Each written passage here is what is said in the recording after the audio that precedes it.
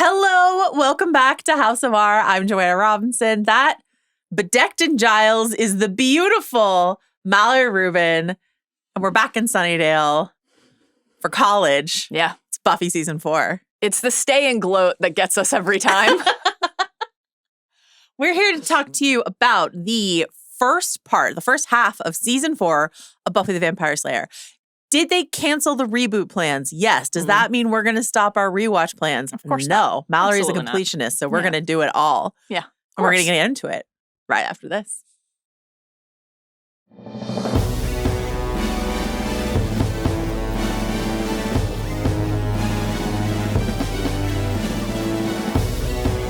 All right, quick programming reminders. Yes. So what we have coming up here on the feed is we're going to be engaging with one of my favorite Star Wars characters, my guy Maul. That's right. He's getting it, not only his own show, season 2 already greenlit. I know, it's exciting. It's all happening for me. Shadow Lord time. Let's go. So we'll be engaging with Maul next week. Thrilled. We'll also do the second half of this Buffy watch next week. That's right. And then we do have, if I can't remember to forget you, we have Memento plans. We're doing another Nolan dive into Memento. So that is all coming up on the feed.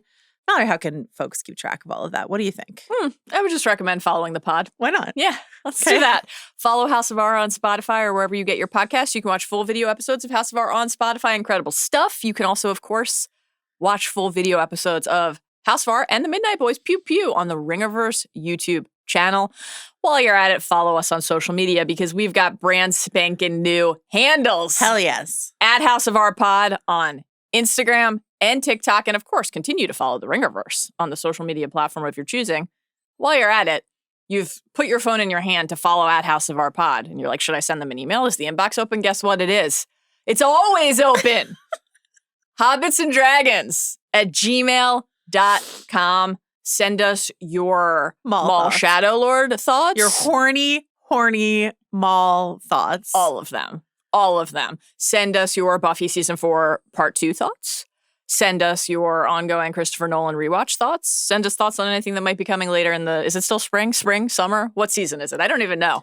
Spring and summer? When you heard that Maul Shadow Lord would not only be the sensuous vocal stylings of one Mr. Sam Witwer, as per usual as Maul, but Wagner Moura, the Oscar-nominated absolute goat, and then Richard Ayoade, our favorite droid, is here. So thrilled, honored, delighted. Don't mind saying that I'm really enjoying the show.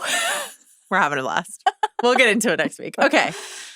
Here are the plans. Yes. Ongoing. Buffy season 4. We're doing episode 1 through episode 12. How did you decide to divide the season, Joanna? I don't know. It was a vibe, and I felt it. Yeah, it's sort of always somewhere between 10 and 12. Yeah, there we go. We decided to divide it before sort of the big bad really gets going in the second half. It seemed like sort of a natural divide for me. So we're starting with the Freshman season 4, episode 1 up through episode 12, New Man, which is a Giles episode. And I wanted to make sure. Boy, is it. Because in the back half, a lot of other stuff is happening. And I wanted to make sure that we had some room to focus on the Giles episode 12. So, appreciate it. You're welcome. That's a gift from me to you. Thank you. You're welcome. I feel seen. I feel known. I feel understood. And as usual, I found plenty to celebrate on the Giles front. Plenty. So we'll do our general discussion. We're going to talk a little bit more deeply about the episode Hush, one of the all-time great Buffy episodes. Banger. Is in this chunk. So we're going to be talking about that. And then we'll get into our categories and superlatives. I can't wait. Sounds good. I'm thrilled. And we both remembered to bring our mugs. We did. On my very season 4 appropriate mug. I know. Cheers. Why are you not drinking blood from a straw? Tune in for part 2. We'll see what I can do. Do you think I can make if I crumble Weetabix in there, which is canonically something that Spike enjoys doing? That's right. Crumbling the Weetabix into the blood. Yep. Do you think I can then get it up a straw, with the Weetabixy chunks? Maybe if you use a boba straw, a wider straw. Great plan. Yeah. All right, stay tuned. Let's give it a go. Okay. Let's go now to our opening snapshot.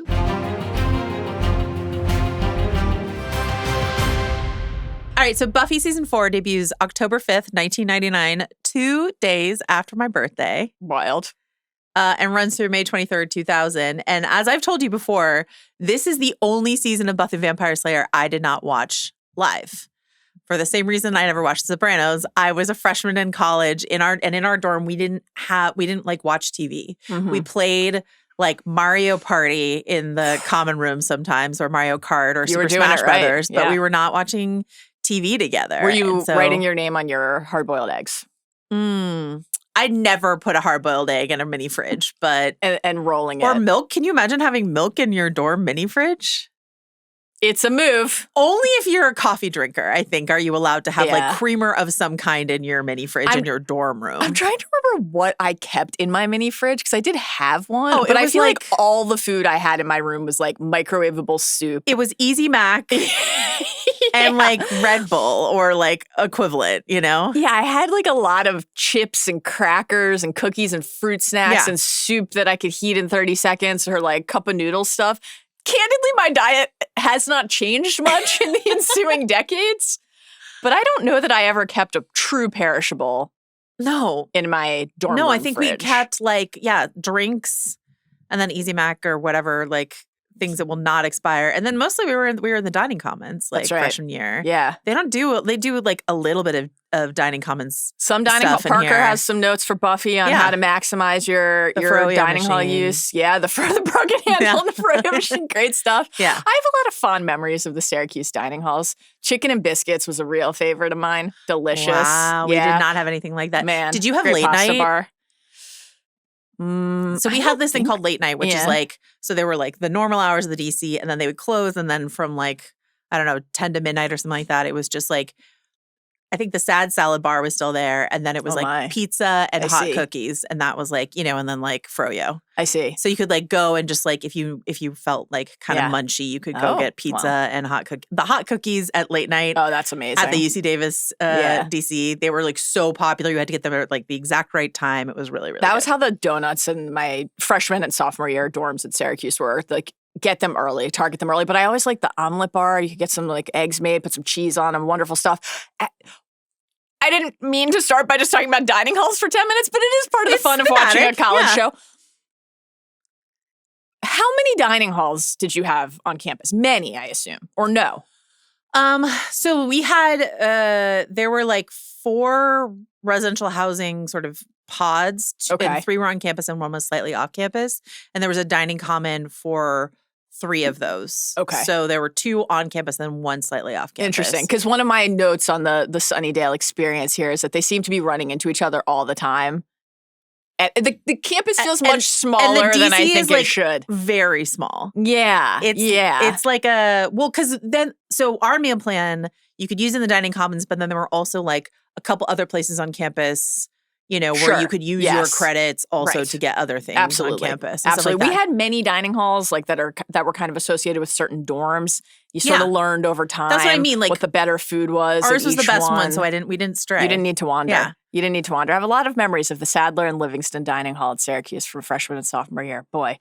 And then seeing the coffee cups, that kind of like, signature yellowy brown color cup with the little silhouette of a coffee cup with a pipe of steam coming out of it that people are walking around with. I was like, man, this ported me back in such a big way to going to get. And the Underground Cafe, because one of my favorite coffee shop at Syracuse was People's Place underneath the basement of the church. Go down there for like a 99-cent mocha java. That place Delightful. is I think the one location that looks most like college to me in this season. We're going to talk about sort of like the look of this season and how it's a big departure from the first 3 seasons and stuff like that. But one last thing I want to say on dining commons. Please.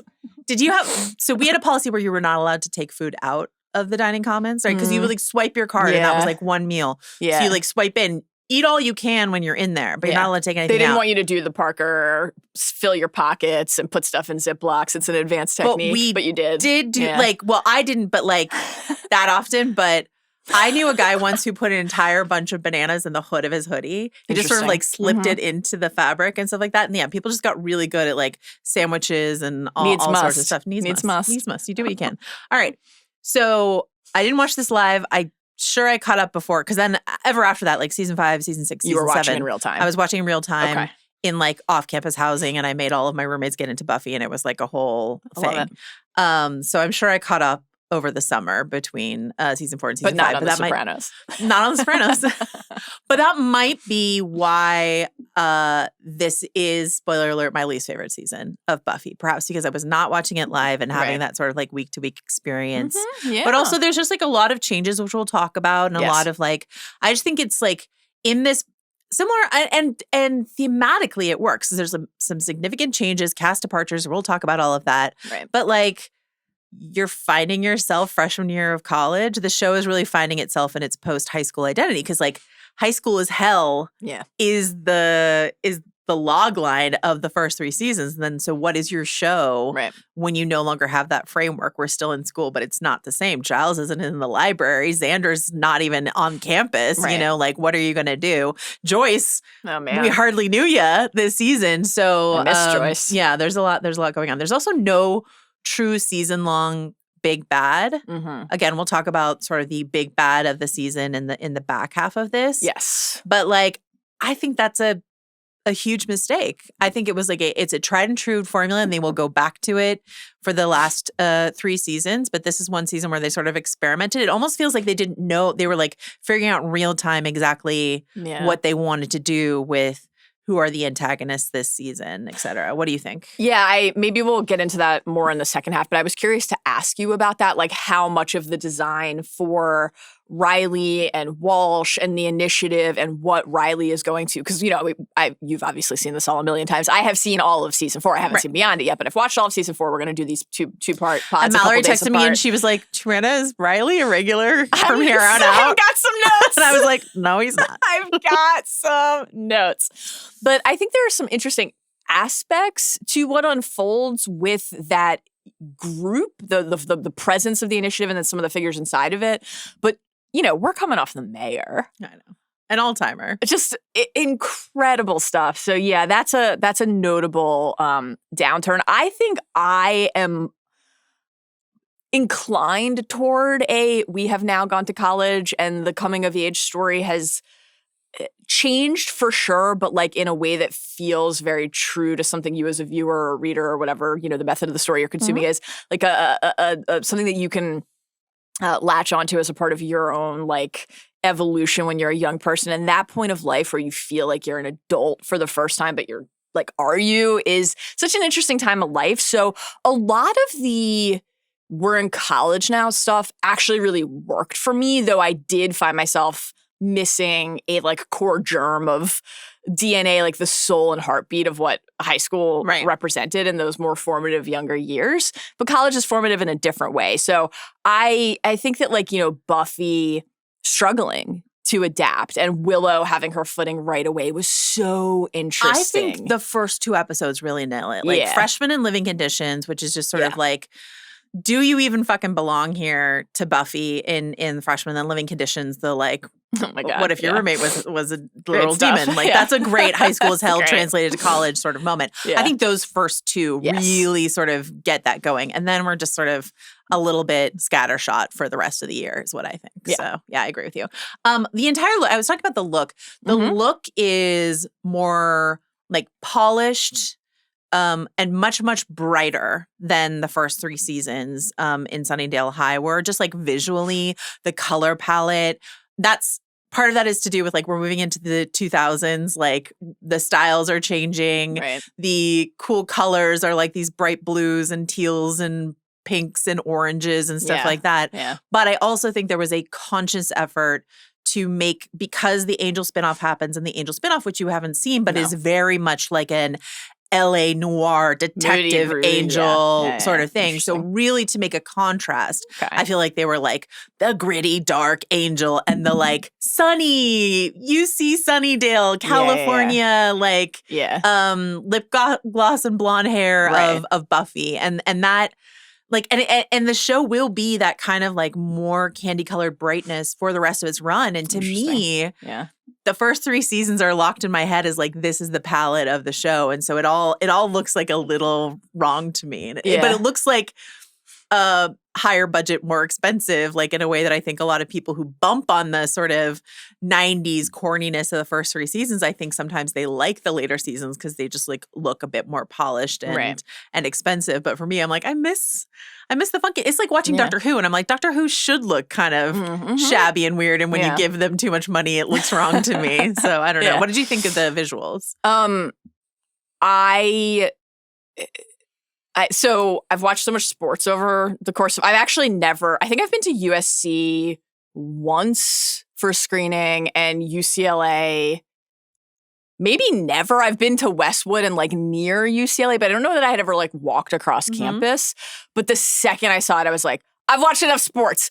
They're filming this at UCLA. Yeah. I can recognize the kind of architecture. This is really interesting and fun. I like a college quad as a setting.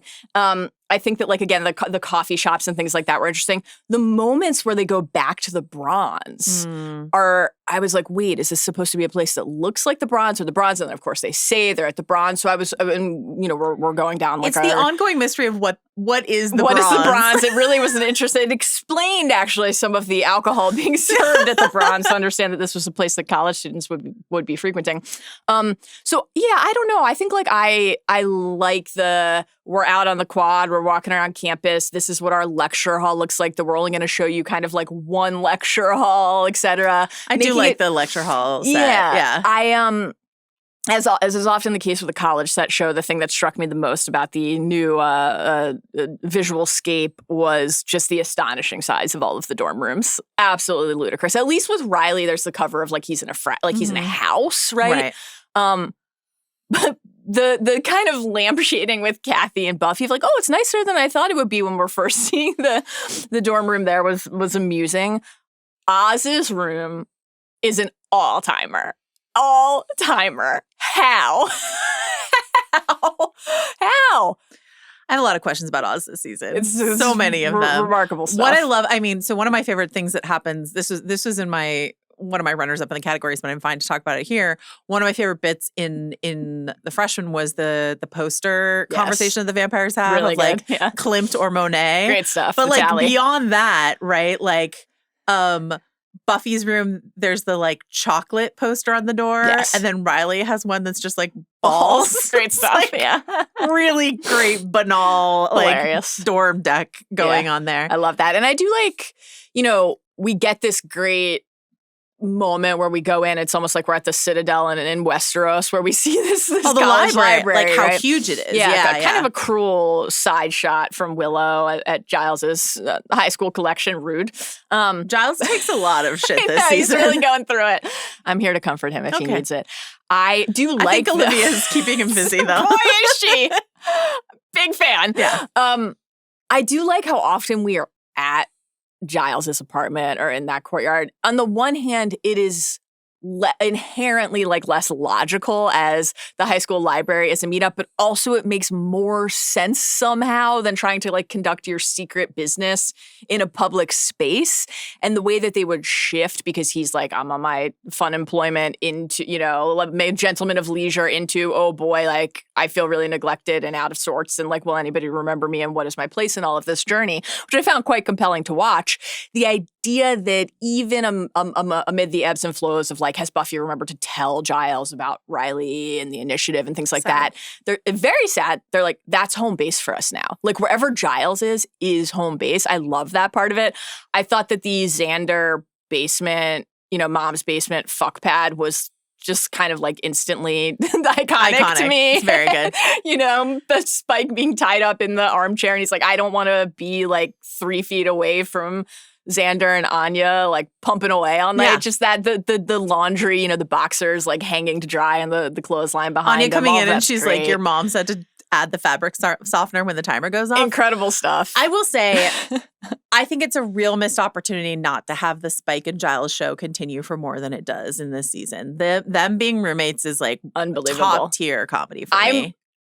So I'm mixed on season 4. It's my least favorite season of the 4 I've watched so far, because even though the episode quality in season 1 is very uneven, it's just like it's your first exposure to Buffy. Like, it's an all-time thing. I reserve the right to hate one of the later seasons more than this. It's possible. Yeah. We'll see. No, I still was very fond of it and enjoyed it. And I found it was interesting. We'll talk about this when we go through our categories, but this was like, on the one hand, it was some of the easiest category picking because some of the fields weren't as crowded. Yeah. But on the other hand, sometimes I had a harder time like identifying most emotional moment. There weren't the clear like 3 or 4, oh my God, how will I pick between that these? was the hardest like one for me. Yeah, like it was especially in this like field. I think this first half too. Yeah, for sure. But I laughed a lot and I was quite taken by some of the evolutions that people were experiencing, not only individually, but inside of the dynamics. And the Giles Spike pairing and the Spike Xander pairings in particular were extremely good. Riveting to me. Like I just loved the thing. Both of them. I don't know if you know this about Incredible me. Spike James Marsters has chemistry with everyone. Just amazing. He just does. Just with Anya, with Willow, some with crumbled everyone. Up Weetabix. Anything. It's all really good. Okay, so let's talk about the changes. So the Angel spinoff happens. We get some crossover. You haven't watched any of the Angel episodes despite there being... Oh, did you? No, I didn't. Yeah. And we're not going to talk about them. Yeah. I don't know how to navigate this because I think I had felt like the right thing to do was just to wait till after the show. Yeah. Because I don't like to really ever, even if I've seen and read something 1,000 times, just like go to one place. I kind of have like, it's just, I got to do it all. Yeah.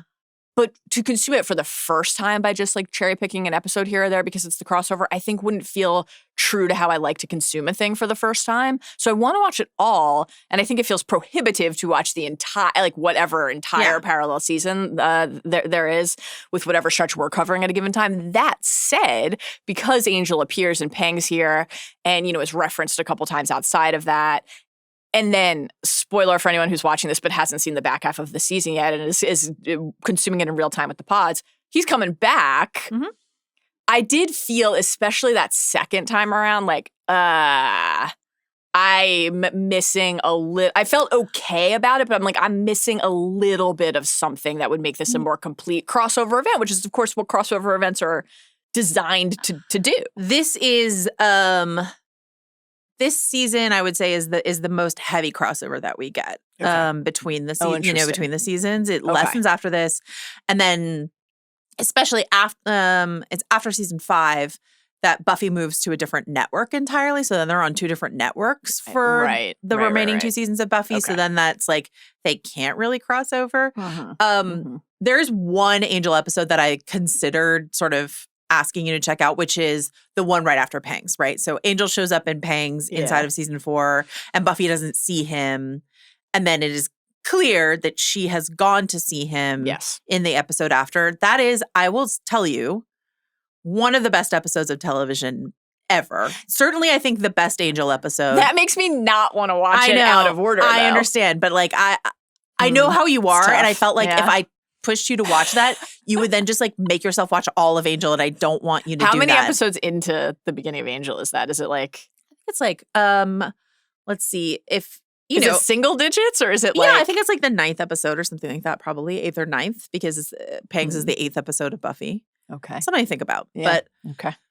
We get the phone call in the season premiere, and you don't see who's on the other end of the line. But if you watch Angel, you see Angel make that call. It's Angel on the other side. You see him make that call in the Angel series premiere. In episode 3, Harsh Light of Day ends with like, let's send Oz to LA. So Oz is in an episode in the dark, you know, where he takes the Gem of Amara to Angel and stuff like that. So there's that crossover. So is Angel then wearing that ring for the rest of time? Tune into Angel to find out. And then you're like, that would be a great device if Angel's just like a daywalker now. And then the crossover with Pangs, and then the episode I Will Remember You, which again is like one of the best episodes ever. Okay, so we're going to get to the cast changes in a second. I've been doing this thing as we go through, talking about like the new important creative voices that are added to the show. There isn't really one this season, and I would say until we get to like Drew Goddard, there isn't really one for the rest of the show. Like the people that we've talked about, Marty Noxon, Janice Benson, Doug Petrie, like all these people, that's the core crew as we go forward. I did want to highlight Tracy Forbes, who is only on this season. Okay. She writes 3 episodes, 2 of which are considered some of the worst episodes of Buffy ever. And then one of them is like one of the greatest episodes this season. So she wrote Beer Bad. Yep. Which, if you go on IMDb, is one of the greatest, lowest ranked episode of Buffy. Beer Bad. Astonishing episode of television. Something I found out while doing research for this that I didn't know is that apparently that episode was made in conjunction with this program with the Clinton White House where they were trying to get like anti-drug and anti-drinking messaging into television. Incredible. So Warner Brothers like commissioned this episode in order to like be in compliance with that or whatever. And then because the cause of the distress was supernatural and not actually the beer, they like didn't get the advertising credit that they were like angling for from the White House. So then just this terrible episode exists for no reason, honestly. So, it did make me want a frosty pint of Black Frost. I got to be honest. Foamy. When I will say, when Giles and Sandy are looking around, they go in Buffy's dorm room, and she's like drawn on the wall, Parker, and then like lipstick on the wall, and then spinning in the chair, made me chuckle. And I liked it across the season in different forms. I liked the skewering of various versions and shapes and manifestations of like a college snob, somebody who thinks they have it all figured out. It's like the beer bros. This is a real Goodwill Hunting. Bit of that. Yeah, absolutely. Absolutely. Yeah, mean to Xander for being a townie, etc. Not a high quality episode. I think this is where I learned the term townie was like Xander's experience this season is what helped me understand what that was. Interesting. Xander, all of Xander's many jobs. I thought this was like actually a very compelling Xander season. Anya, I think this is maybe like really good. The best Xander season. Yeah. Actually, I think. I was surprised how much Xander showed up in my categories, actually. And also Beer Bad is in my categories, nonetheless. Amazing. Can't wait. Something Blue. Just a genuinely great episode of television that I loved. Fantastic episode of television. Wonderful. And then this is in the back half, but Where the Wild Things Are, which you did text me after we watched that episode, and we'll talk about it when we get to the back half. But Tracy Forbes, here and gone very quickly in the Buffy, but left her mark with Beer Bad, one of the worst episodes of Buffy ever. And Something Blue, genuinely one of my favorite episodes of Buffy. All right. Something Blue is great. Let's talk about some cast changes. I'm going to call this the problematic. Well, first of all, how much are you missing Cordelia? How much are you missing Angel as you go into this season? So at least with Angel, we got a fix. Mm-hmm. I do miss Cordelia quite a bit. I think there's an energy in the group dynamic that she provided that felt utterly specific and distinct. Yeah. And it's just, it was a great performance and a great character and some of the kind of like sharpest writing, her barbs and rejoinder. So I found myself missing Cordelia quite a bit, even though I think I agreed with your characterization of like the backslide in season 3 not being the most rewarding part of watching her character arc. I'm curious to see like what she's up to in Angel. Angel, I miss, of course. I think it was helpful to be able to have a couple moments. I'm like glad that Buffy has a opportunity to explore other things romantically and other people lovers romantically. And I think the way that Buffy talked about that across the season, I like my evil how I like my men. Evil. Great line. One of my runners up for best line. That was really funny. And just sort of like the way that Riley at first seems like not spoiler, at first for Buffy, not always for me, not interesting because he's so normal. He's so normcore. I like seeing Buffy like think about what she wants and why and assess what draws her and why and like who is appealing to her and why. And conceptually moving Angel out so that there's room for that for Buffy and also for him to have his own story, which I've, of course, yet to consume, I think feels right for this part of the story. I will say the people who filled that space can't hold Angel's bloody fangs. Like, no, Riley sucks. He's like absolutely terrible. And the Parker stuff was, I thought, like effective. Oh, I think Parker's because great. It's very like you heard it here first. I love Parker. No, but I love that storyline. Like it's a great storyline. That's real. Like I'm exploring my sexuality in college, and oh no, what has happened? Yeah, Harsh Light of Day I think is like a really good episode. But Riley, who's like.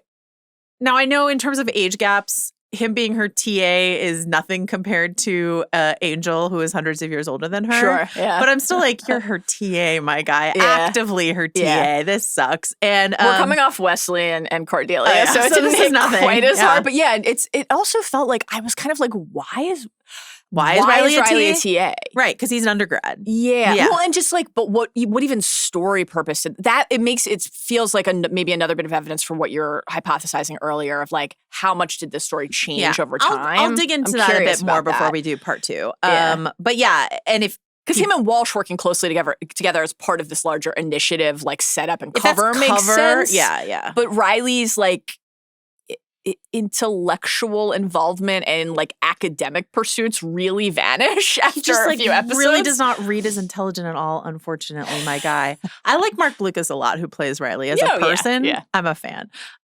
Here's what Joss said about sort of swapping in Riley. Okay. Quote, the loss of Angel actually made things easier because it meant new places to go. This is a lot of what you're saying. What had become tough was bringing new changes out of that relationship. By season 4, we were into mission statements. What we said was, this is the first year of college. The first year of college is about being able to do whatever the hell you want and completely lose yourself, trying on new identities and changing, exploring sexuality, exploring freedom to screw your boyfriend all day long, which Buffy did do for a while. So, I do love that. I like Parker a lot as Angel Methadone. Yes. And then there are some parallels, which I'll talk about sort of like when we get to my categories that I think are really poignant and effective. Riley, I just think is a complete flop as a character. Yeah. On the other hand, in order to fill the Cordelia gap, we have, I would say, the combination of Anya, who iconic, incredible, Emma Caulfield, like so smart of them to really great pick up Emma Caulfield from season 3 and bring her into season 4. She's not a series regular until season 5, but like she's that's just a contract thing. She's basically a series regular this season. Yeah. She's just not in the opening credits. She will be. But like Anya and her bluntness, it's a different kind of bluntness, but she just says the thing, which Cordelia would often do, right? Famously. For sure. And then Spike and his cruelty is like also sort of a Cordelia fill-in. So I think those two things combined are trying to provide. And I think Spike and Anya, who again are just like integral to the back half of this entire show, are two of the greatest. Like Riley, flop. Yeah. Spike and Anya, 10 out of 10. No notes. Genuinely no notes. They're really fantastic. Probably I do, again, so on brand, think this is a really fun Giles stretch, but I think Spike and Anya were my favorite part of these episodes. I will say, like, I think this is maybe my favorite Sarah Michelle Gellar performance yet, and it's just Sarah gets like her comedy chops are really good this season. Yeah, amazing. I mean, she's obviously been great since day one, but she is just incredible to watch. And this is an interesting time for Buffy on her journey of discovery. So I was quite taken with Buffy, but I'm just so uninvested in Buffy and Riley that became like something I was less enthused about. I really agree on Parker, and I like to just specifically with how that storyline went, but more generally the idea that like Buffy is coming out of the stretch with Angel of like, okay, what if the guy that I'm in love with and drawn to is a vampire? That's tough, right? Not a great look. Hate when it happens. But also, like, what if this guy's just a piece of shit? Yeah. Right? Like, you don't have to be a vampire or a demon to be an asshole or to be a problem. And I think it's, like, important, actually, for Buffy to confront that. That's a really fun thing that Buffy, that the show Buffy will just, like, occasionally dip into, where it's just sort of like, and what if it's not supernatural? Right. What if it's just a terrible person or a horrible tragedy or whatever the case may be? Yeah, which feels really crucial. Spike enters the scene with a plot device that I could never be mad at, which is this inhibitor chip. It's incredible. He's neutered against humans, but he can hurt demons. Great stuff. Comedy incorporation into the Scooby Gang. This is the best thing that's ever happened to me personally and to television in general, I think. I found every second of it mesmerizing, and I would like every Star Wars Order 66 inhibitor chip plot to be recut to feature Spike. Okay, great. I love that. And then another problem I have this season, I'm not a huge Tara fan, but we can talk about that a little bit more in the back half. Okay, well, I'm interested to hear why. And then Oz. Tell me everything. I'm calling this the problematic writing off of Seth Green, right? Fill me in. What's So Seth Green had movie contracts. So we talked about a little bit in season 3, like Oz would disappear a little bit in season 3. His film career was kicking up even a bit more, and he needed time off, and contract-wise and conversation-wise, they just like couldn't make it work. And so they just like, it was supposed to be a season. I mean, honestly, I did not want a season-long love triangle arc with Veruca, a character I do not enjoy. Like, oh my God. Horrible. But maybe if they didn't speedrun it, it would have been better. I don't know. Yeah. But like, they write off Oz with this sort of infidelity plot. And then his like, I can't control the wolf. I need to be alone. I need to figure my stuff Don't out. know where the line is. Absolutely devastating, goodbye. And then Oz is gone and he will be back in for, an episode in the back half of the season. Then he's gone Oh, no. from the show. That's curtains for it? Oz. That's actually horrible. And that, and that's not true of most of the other characters who like come and go on this show. So it just feels really like, and this is not the first or the last time you'll hear about Joss Whedon pettiness, but this just feels like a really, like, the way they wrote him off just feels like a little, like, they're pissed that he wanted more than their show. And so they're like, okay, we'll kind of character assassinate you on the way out. Because I don't mind an infidelity plot in general. I think it was done really well with, like, Xander and Willow previously and stuff like that. I firmly do not think Oz would ever cheat on Willow. I don't believe it. And so I hate the way that this ends. It really bothers me because I love that character and I love that relationship. But I don't mind, as we've talked about on shows before, like when we were talking about Stranger Things, we're like, every relationship that you form as a child or a high schooler or whatever, like, cannot last your life. So the fact that, like, Oz and Willow break up, I'm not upset about. Like, high school sweethearts breaking up in college, like, what a classic story sort of thing. But the way it's done and how rushed it feels, and then he's just unceremoniously gone, just really bums me out because I love Oz. So. I love Oz too. I was thrown by his rapid exit, and then, I was so happy when he came back, and then really thrown when he, spoiler for the second pod that we'll do in a few days, was gone again. Yeah, but it's interesting because I think that in terms of the infidelity part, I have room for the wolf and the man and where is the line and like the fact that he is doing something in that state that he would not do when he is in control of his faculties and his desires and can make like a conscious decision about what he wants. And I think there's something interesting too there about what is stronger, like the base instinct or the deliberate choice you make to say this is a person I love and want to be with and want to nurture. Yeah. I thought the one moment that tipped it for me was actually, and like on the one hand, this is human and I have a lot of like room for that too. But when he was like, yeah, I remember what it feels like. I'm like, would Oz do that? I don't know. Terrible. I also, this is just a larger note. I don't think Oz would be as into frat. Oz and Willows, I don't think are going to frat parties. I just don't. The party scene, just like they're going to parties. They're going to cool parties. I don't think they're going to frat parties. And like when I was a kid watching like college-based stuff, I thought the only parties were frat parties. But that's just kids. That's just not the case. And you can go to college and not go to any frat parties and still go to a lot of parties and have fun. So when like Oz is like dialed into the frat scene, I was like, what the fuck is this? Yeah, I don't agree. I was fascinated to see how the kind of relationship to partying on campus unfolded, and like a little moment where, they think that Willow who's been, struggling to process what has happened with Oz. It's like, cut loose on the dance floor, and then they realize she's drunk. She's got like a bottle, and stuff like that felt very. You're in your late teens, you're moving into your early 20s. Alcohol is a part of your life. Like, what role does it play in your life? I was fascinated by how often they're like, we're going to this frat tonight. I think that this being a group of people where there's varying. I loved when Willow ran into Percy, and there's that great, and like that's a setting where something like that can happen. And I loved the like, Percy Rosenberg, and then the crushing like way that she feels when she overhears him saying like, I don't go for nerds, and then she's like, I know we have more important things to talk about, but when the Scoobies are all together, she's like, why is he still thinking of me like the way I was in high school, and like feeling pulled back into needing to kind of distance herself from something that part of the journey of the show is like embracing who you are, right? So all of the different settings that they dabble in, I think, are like useful to some extent to like put them in a different context and then see who they're reacting to or exposed to. But I was just like, man, they go to a lot of frat parties. So fascinating. I will say one of my favorite episodes, and my favorite Halloween episode is Fear Itself, that is in this stretch. And I think the way in which that really good engages with everyone's insecurities that you're talking about. I think that is really well executed. So I love that episode, and I don't mind that that's in a frat house. But in general, it's just a lot of fratting up. And kids, you don't have to do it.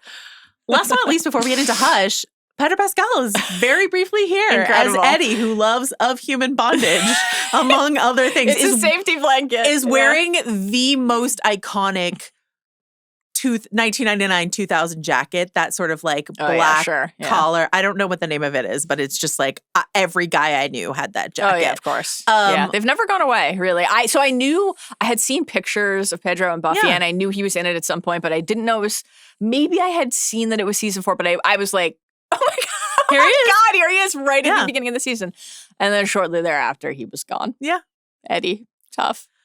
I love the way that they talk about each other, though, because, like, Pedro is often asked about this experience, and he talks about, like, how nice Sarah was to him and how how she really showed him a lot of things on the set of this. And then Sarah is also now, she's doing her, like, promo for, like, Ready or Not 2 or whatever. And she's like, they're like, Pedro Pascal and Buffy, oh my gosh. And she's like, yeah. She's like, actually, he was barely in the show, but, like, we really connected and I really, really liked him. And they're still kind of, I just love that. 2 charisma bombs, you know? Yeah, absolutely. All right, let's talk about Hush. Written and directed by Joss Whedon. This is so there's 3 episodes, as we've mentioned before. There's 3 episodes that everyone considers the great episodes of Buffy. They're in 4, 5, and 6. And it's not my ranking, but it is the sort of like universally agreed upon ranking. And I would say I think this usually comes in at number 2. Okay. After Once More with Feeling? No. And is that 3? That's 3. Okay, got it. And I think that's how the ranking usually goes. Okay. This is only 17 minutes, famously. Yeah. A quiet episode, only 17 minutes of dialogue. Joss Whedon has said sort of one of, we talk about that sort of like the Buffy language, the Whedon sort of patter. Yes. And Whedon has said that he was sort of a little tired of that patter being sort of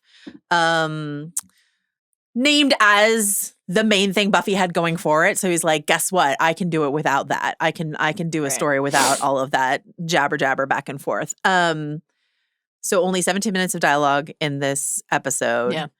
Ironically, the only episode of the entire Buffy series to be nominated for an Emmy Award for writing. Well, yeah. And it's also got a cinematography nomination. You knew this was a hyped up episode. Yes, I did. Yeah. Did it fulfill your expectations? How did you feel about it? I thought this was dynamite. It's just so great. I texted you right after I watched it, and you were like relieved because you were maybe a touch not worried or doubting that I would think it was great, but like, oh, has it been overhyped? Yeah. Does it have such a hold on the public consciousness? Because like, and I still haven't gotten to The Body or Once More with Feeling, but like I know that those are episodes that are waiting for me, and I know that some of the others as well that I'm looking forward to and anticipating. Double Meat Palace, which is interesting because I didn't know that about like Innocence or Passion or some of the previous ones that have just gripped me so fully. So I think this is really the first one at that top tier of not quality and excellence, because I think it is that, but like I also think those other episodes are that. But the first one where I was like, I'm about to hit play on something that people consider an all-time, not just episode of Buffy, but episode of television and like a formative viewing experience in their lives, right? So that was thrilling and exciting. And there's always the like, is something overhyped? Can it possibly measure up to that level of hype, no matter how good it is? It did. I thought this was so excellent and just a microcosm of everything that Buffy does, not just well, but like an extraordinary capacity. I hadn't timed it, but the 17 minutes of dialogue thing is, what a formatively interesting thing to do and choice to make. And the way that the story choice here, the gentleman coming in and robbing the town of their voices so that they can't scream when they're trying to harvest their hearts, then manifests structurally and in terms of how these scenes are staged. And even I was so interested to watch it like a second time around with the captioning on and not get the captioning as they're mouthing to each other. And like you can decide if you're trying to lip read along with them. And I think they make it very easy for you to do that, but also they're miming, Xander boobies. Like it's just, it's incredible. So I just thought it was so clever and creative and really like elevated in terms of how the concept paired with the execution. Thought that was great. It's also scary. Like these villains are harrowing. The gentlemen are, oh my God. Good. Their faces, like they're haunting the way they're floating through town. They're like Descent-esque minions who scared the shit out of me. I have like PTSD from creatures that move like this. Horrible. Whedon has said that the way that they float is based on nightmares that he has had. And I'm like, of course. You can tell this that is this from came someone's from something deep. Yeah. Primal nightmare. Yes. Yeah. And then taking like the song, Buffy has another dream and there's like the lyrics and the clues and it's setting up and is this a prophetic dream or just another mystery of your mind? Like all of that is there. I also just thought that this was one of the funniest episodes of the show to date. It's also a very sexy episode in a few different ways. It had everything. It was just the perfect brew and the perfect alchemy. Maybe when we finish the watch, we'll do like, a few like quick top 10s for like, funniest moments, some of our categories, but for the whole series or something, episode rankings. I don't think to this point in a show that is hysterical, that like has me in stitches all the time, I have laughed harder than I did during the overhead projector scene. I was in tears. Like Buffy, like, it's just incredible. It's incredible. Please clip that.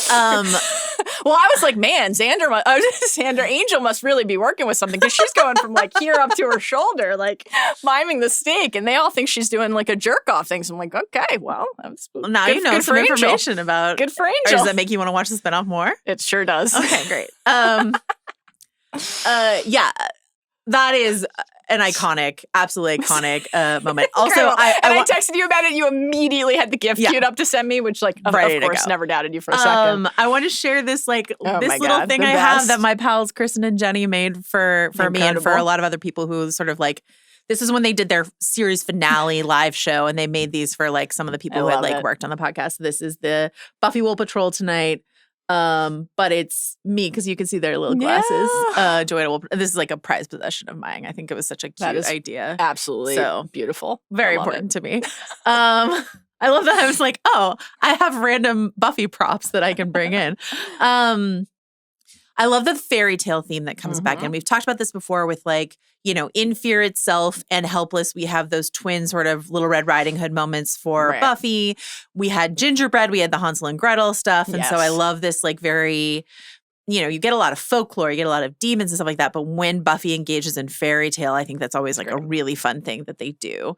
This episode, which is the highlight of the season and the highlight of the series, is followed by one of the worst episodes, Doomed, which was written.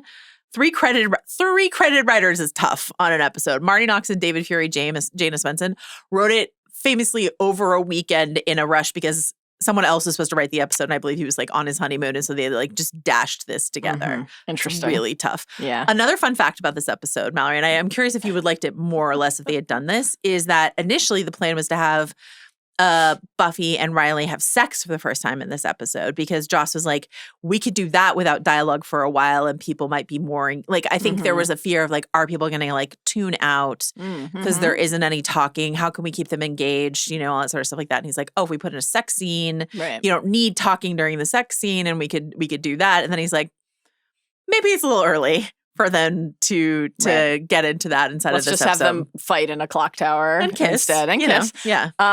I think that was the right decision to not do that here because it's just one of those things where the episode is so perfect. It's like, the idea of introducing any other element. This why? Is I think also, as much as you and I are aligned on Riley, I think the like mutual reveal for Riley and Buffy inside this episode is really good. Agreed. Agreed. Anything else you want to say about Hush specifically? I mean, we have such great Olivia Giles stuff in Hush that I don't need any Riley or anyone else, frankly. I just thought this was great. It was such a delight to finally see it and understand why it means so much to people. It's just wonderful. Can't wait to keep going. Let's just get into our superlative, shall we? Okay, exciting.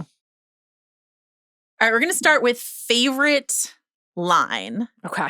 Do you actually have a pick, like a winner? Because as usual, I was very undisciplined and have like a cluster of contenders, but not a winner. So do you want to go first? So we have our category, which is like funniest moment. Yeah. And so that was my easiest pick of the I didn't put like, so then I challenged myself to pick something that wasn't funny. Oh, you know what I mean? Just for no reason other than I've got a lot of category bleed. Yeah.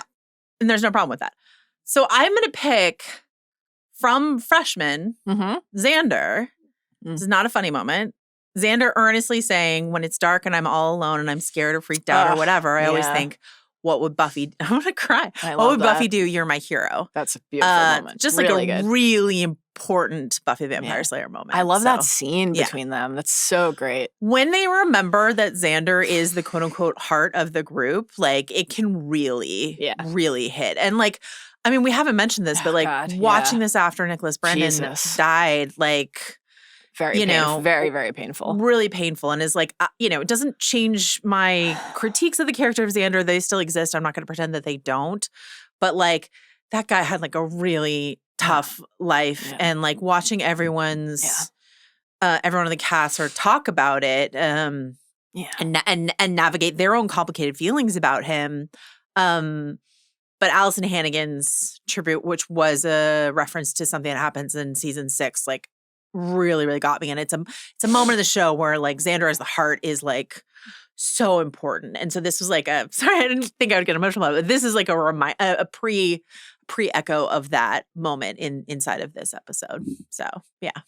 You're the first person I thought of. Yeah, I got a lot of text messages from people. Sorry, I didn't mean to do that. What's your line here? Or some of your picks? Let's see. Okay. I have a few. Also from the freshman. Buffy. Buffy's intellect is celebrated many times across this season. But I do think one of the truest and purest continuations from high school to college in terms of Buffy's relationship to her academic pursuits was Buffy just like forgetting to sign up for classes. So was starting off within the freshman, and Willow is helping Buffy like go through the course catalog and identify contenders. And it's like, oh, well, an introduction to this. Do they have an introduction to the modern blurb? It's like incredible. That was amazing. I also liked one of the goons in Sunday's crew was like, are we going to fight or is there just going to be a monster sarcasm rally? That was great. Harsh Light of Day. We're going to celebrate Harmony momentarily, but I loved when Buffy finds out that Harmony's a vampire and says, Harmony's a vampire? She must be dying without a reflection. That was great. Very good. The initiative, when Riley seeks out Willow for advice on how to court Buffy. Willow giving a lot of comfort to men inside of that episode. And he's says something about his honest face, which I'll come back to ridicule in another category. Put a pin in that. But her response is, I've seen honest faces before. They're usually attached to liars, which I just thought was sick. Really good. I loved that. That was awesome. I already mentioned in Pangs when Buffy says, I like my evil, like I like my men evil. Very good. Something Blue when Willow is assuaging her guilt by baking them all cookies and says, well, baking lifts about 30% of my guilt, but only 7% of my inner turmoil. That felt like just a great Buffy the Vampire Slayer line. Yeah. And then the line I greeted you with today, Ethan in A New Man, episode 12. It's the stay and gloat that gets me every time. Just an iconic Ethan moment. I love him. We'll talk about him again. I will also say, the sort of like in the vein of like the worst person makes a good point.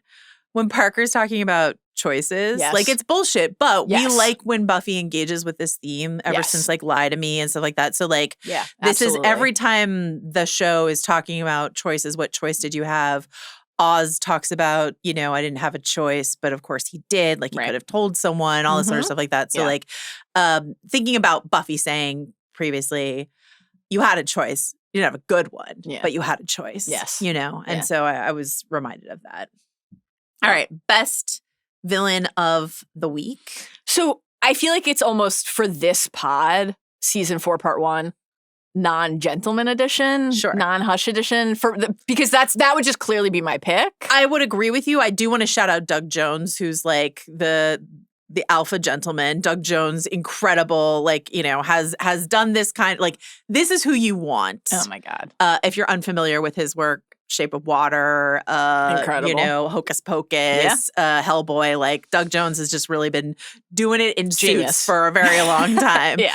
So like all of the guys playing the gentleman are great, but he is like, you can tell it's him. His hand movements are just so good. Incredible. So that's the pick. Sure. I do have a runner up though. I will go with Okay, so this is where I wanted to celebrate Fear itself a little bit more. Okay, great, yeah. Because I thought that episode was wonderful. So good. Really creative. I really agree with what you said earlier, the way that because everything is like literalizing inside of this experience. The haunted house is coming to life. And so the jelly eyeballs become actual eyeballs. The toy plastic spider becomes an actual spider, etc. But the way then that all of their anxieties and doubts come to the surface there, like Xander feeling invisible and like a member who has been like left behind inside of this group of people who are moving forward with their life. Willow feeling like, oh, I'm not your sidekick, Buffy. Like, I can do my own thing, right? I can make the decisions. I can lead us. But also her like fear of her magic and can she control it? Can she control the magic? That, the knock from Buffy about like, you're just kind of like 50-50 with your spells. And this is a through line of the season for Willow, assessing the magic and the draw. And there are various moments, not just in this episode, but across the episodes of like, is this the right moment that you should try this? Giles coming in and saying like, your power's not focused right now. And she's like, oh, I can't do magic because I'm in pain. Like, I thought that was all really interesting across the season. So seeing a glimpse of that here. Also with Willow and Oz, his fear of hurting her or someone by turning into the wolf, seeing the scratch mark on her hand, even though as you're watching it, that like, there is a supernatural thing afoot and it's not going to stick. It's terrifying to see that happen. Rewatching that episode out, knowing that he will leave so soon. And when she says, don't leave me. Yeah. Oh, God. Yeah. Horrible. Yeah. Really intense. Buffy's fear of abandonment, right? When, the scene with Joyce and they're talking about her father. Daddy issues. Yeah. Everything with Parker. Hank Summers, Eternally I Have Notes for You. Incredible stuff. But Hank in absentia really this season making an impact. Yeah. So not like the mark of Gaknar and little mini like short king who got stomped in terms of the physical manifestation of him. But the way that magic affects our group, I thought was incredible. And it will come up in another category, no surprise. But this villain of the week gives us a like need to watch it in private and then have a cold shower Giles with the chainsaw sequence that was one of the most powerful things I've ever seen in my life. Very important. So that's my pick. I'm gonna pick I really like the freshman. I'm gonna pick Sunday because Good one. The move that Sunday makes to when she breaks the umbrella that Jonathan gave Buffy. Outrageous. That's one of the worst things that anyone does on this show, full stop. Yeah. I think it was so smart for them to do that because she's like, what is this dumb toy? All of us at home are like, how dare you? Like, how fucking dare you? But also like, your high school identity doesn't matter here. Yeah. You have to like let go of childish things or whatever the case may be. I just like really good for that moment alone, and her great vampire goons, which they're all really fun. Like Sunday and her hench. I would put in. Wouldn't have minded them sticking around a little longer. Yeah, actually. Gone too soon. Ethan's eligible in a number of categories today, but just another. Ethan. Me too. Just another opportunity to say that I never mind seeing Ethan Rain ever. All right, best fit. Tougher category this season than in some. Because that's why we have worst fit this season. We do. I will say I really like in general the way Xander is dressed this season, which feels very true to 18-year-old into 19-year-old boy who's figuring things out in like what would be your freshman year of college. He has like some of the kind of like, oh, we're experimenting, like the kind of like cable knit vest over the like salmon undershirt thing. A lot of Adidas track pants. How do you feel about Spike in Xander's shirt? Incredible. And the shorts, just amazing stuff. But Spike is my actual pick, even though it's not really a new look for Spike yet. We will get to the new looks for Spike. Very funny when he's like under the tarp. I'm parboiling here. Incredible. But just the trench coat, the red button down. So we get the Papa color. That's the iconic Spike. Yeah. The black tee. And, we've seen the boots, the jeans, the belt. We've seen Spike in some tight jeans. But these gray jeans that he's wearing in the beginning episodes here, I'm going to put, and this is from me a real honor to say, because I take this seriously. I am putting these jeans that Spike is wearing, the kind of charcoal gray jeans, in the Kevin Costner in Field of Dreams jean bulge Hall of Fame. The way that those are hugging Spike That's is like your highest honor. Yeah, it's it's impactful.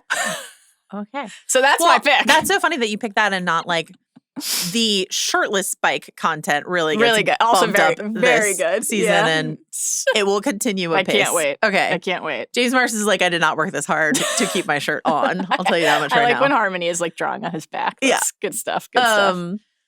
I'm going to give it, so this isn't to honor my pal Katie Rich, who had a great Project Hail Mary tweet where she posted a photo of Sandra Hüller and she said something like, hot coastal granny summer. She was just like talking about all the knitwear that she wears in that. So Buffy has this gray sweater and beer bad that I think is just like very really Strat-esque, like very hot coastal grandmother summer.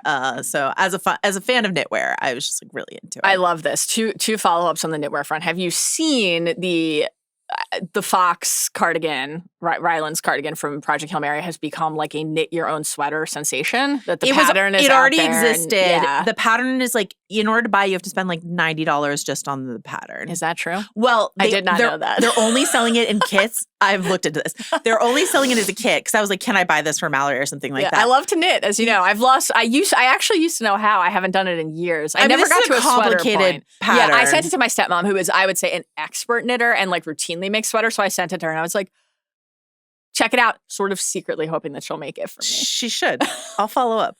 No, I was looking into it. I was like, can you buy it? Yeah. You have to spend that much money just for the pattern. But they're only selling it as like a kit. So they'll send you the yarn and the pattern. So so you're getting the yarn as well. But it's not like great yarn. It's like, I think it's acrylic yarn. So I don't know. I still feel like I admire the hustle. Yeah, of course. Because the non-Fox version of that pattern is like $5 or something like that, which is more in line Capitalize with what on the moment. But but they're just sort of like, no shame in the game. We know we got a winner, so we will make you spend for it. I'm excited to see everyone's hand knit. Send us hobbitsanddragons@gmail.com if you've been knitting Project Hail Mary cardigan in your own time at home. Send us. We'd love to see. Speaking of beautiful sweaters, obviously I will once again celebrate Giles in this category as well. And I was confused, in part because of this shirt that I got before I had really, we talked a little bit last season about seeing a little bit of the like, Giles has started to incorporate some, after the rift with the Watchers Council. He's got like a kind of like loose-fitting, seemingly like Eddie Bauer fleece thing. What's going on here? I'm getting used to it. Okay.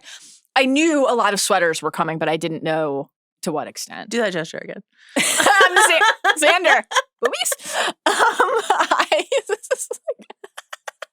I just have to say, I am a fan. You and I, we've texted a lot about Giles' fashion journey. It's a thrill to me to see him wear jeans and a sweater, and I am particularly enthusiastic about. I gasped aloud when I saw him wearing the turtleneck in the bushes with Xander in episode 7. But I was a brief glimpse in his little kitchen there in Something Blue, episode 9, the cream roll neck sweater. When he calls Willow, he's like, "You were supposed to bring the truth serum. What's up?" It's just not the color I am accustomed to seeing him in. He wears a lot of like olives, a lot of grays, a lot of browns. Yeah. I just love to know that he's experimenting. Okay. And experiment is not just for freshmen in college, but also for post-library librarians. Gentlemen of leisure. Yeah. Gentlemen of leisure. Yeah. Similarly, I'm also going to say Olivia wearing, I guess, Giles' shirt and nothing else, but it's very tailored. So like a very tight Giles button down and nothing else. Just showing out like she looks fantastic in it, but also just the implications are great. And then he comes out in his bathrobe. Yeah. Spoiler, this will be coming up in another category. Okay, great. Worst fit. Yeah. AKA, dear God, what were we wearing? I honestly think the early aughts are some of the worst fashion that's ever existed. That is something I will die on. So let's leave Spike wearing Xander's shirt out of it. I'm going to say, I'm going to run through some things. Okay. On the hair front, this is not really a fit, but I'm just going to say Sunday has some incredible, insane 2000s hair. It's 1999, but like the like tiny twists thing. Yes. Yeah. Great. Tara's zigzag part, also on the list. Very of the moment. Giles, though, his hair is kind of back on trend. He's got a little bit of the like mini mullet thing going that like, I mean, Giles, Paul Mescal, Jacob Elordi, Austin Butler. What's the difference? Yeah, I ask you. Same. To me, nothing. Same. So many Shirling jackets on Willow and Oz. Just a lot of them. Yes. Buffy and her terrible tiny bandanas in Living Conditions and Wild at Heart. And then so many peasant blouses, ponchos, and backless shirts secured with ties. Just like, I just think really just like some heinous shit going on here at UC Sunnydale. What do you want to shout out? I will toss out as I guess my pick the horrifying moment where Giles had to, in A New Man, wear Ethan's clothes, even just for a moment at the motel. That was harrowing. That was disturbing, and it shook me to my core, as it shook Giles to his core. Tough. But I just appreciated the number of times across the season where somebody inside of the story remarks upon the fashion. So like our girl Sunday in The Freshman insults Buffy's clothes to her face, and then later is like those jeans with the little patches, just mocking her. Part of what she's mocking is the fashion. You never thought that Buffy would be on the other end of something like that.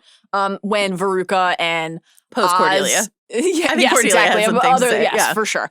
When Veruca and Oz go to the laundry room to to swipe some clothes from the other students, and Veruca's like, the kids in the storm need fashion 101 in a big way. And then Oz puts on this just like gigantic oversized outfit. That was amusing. And of course, Buffy's reaction in Hush to the like little Giles' drawing of her in like a frock, basically. Yeah, and she's just like, she's like, great stuff. Yeah. Great stuff. All right. We have lost Cordelia. I did not put Oz on the list here. We're changing this category to rapid fire best Anya and Harmony-isms. Yes. Just a quick, I mean, you've already mentioned that you enjoyed her, but like, were you surprised that Harmony got like this kind of role this season? I had no idea that this was coming. So this was a genuine surprise to me.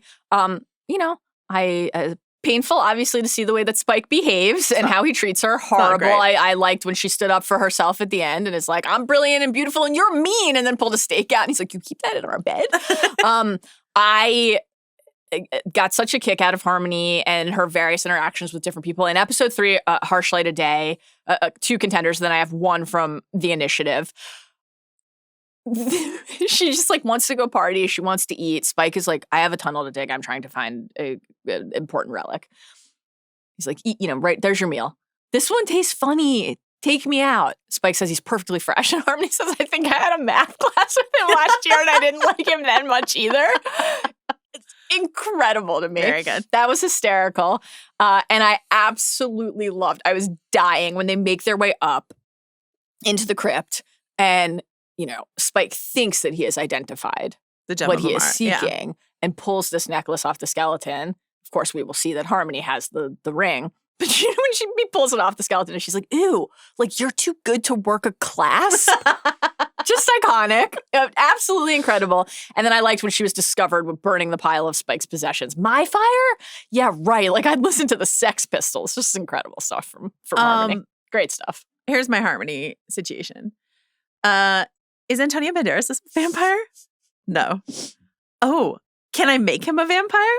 No. Wait, on second thought, yeah.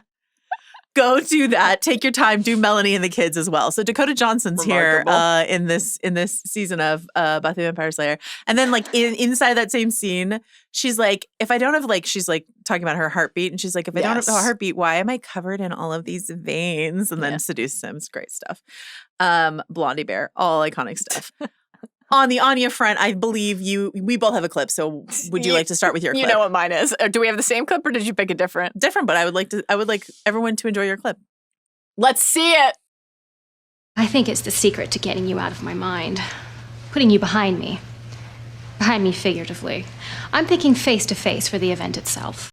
Just one of the most amazing scenes in the show to date. This is from Harsh Light of Day. The juice box squeeze.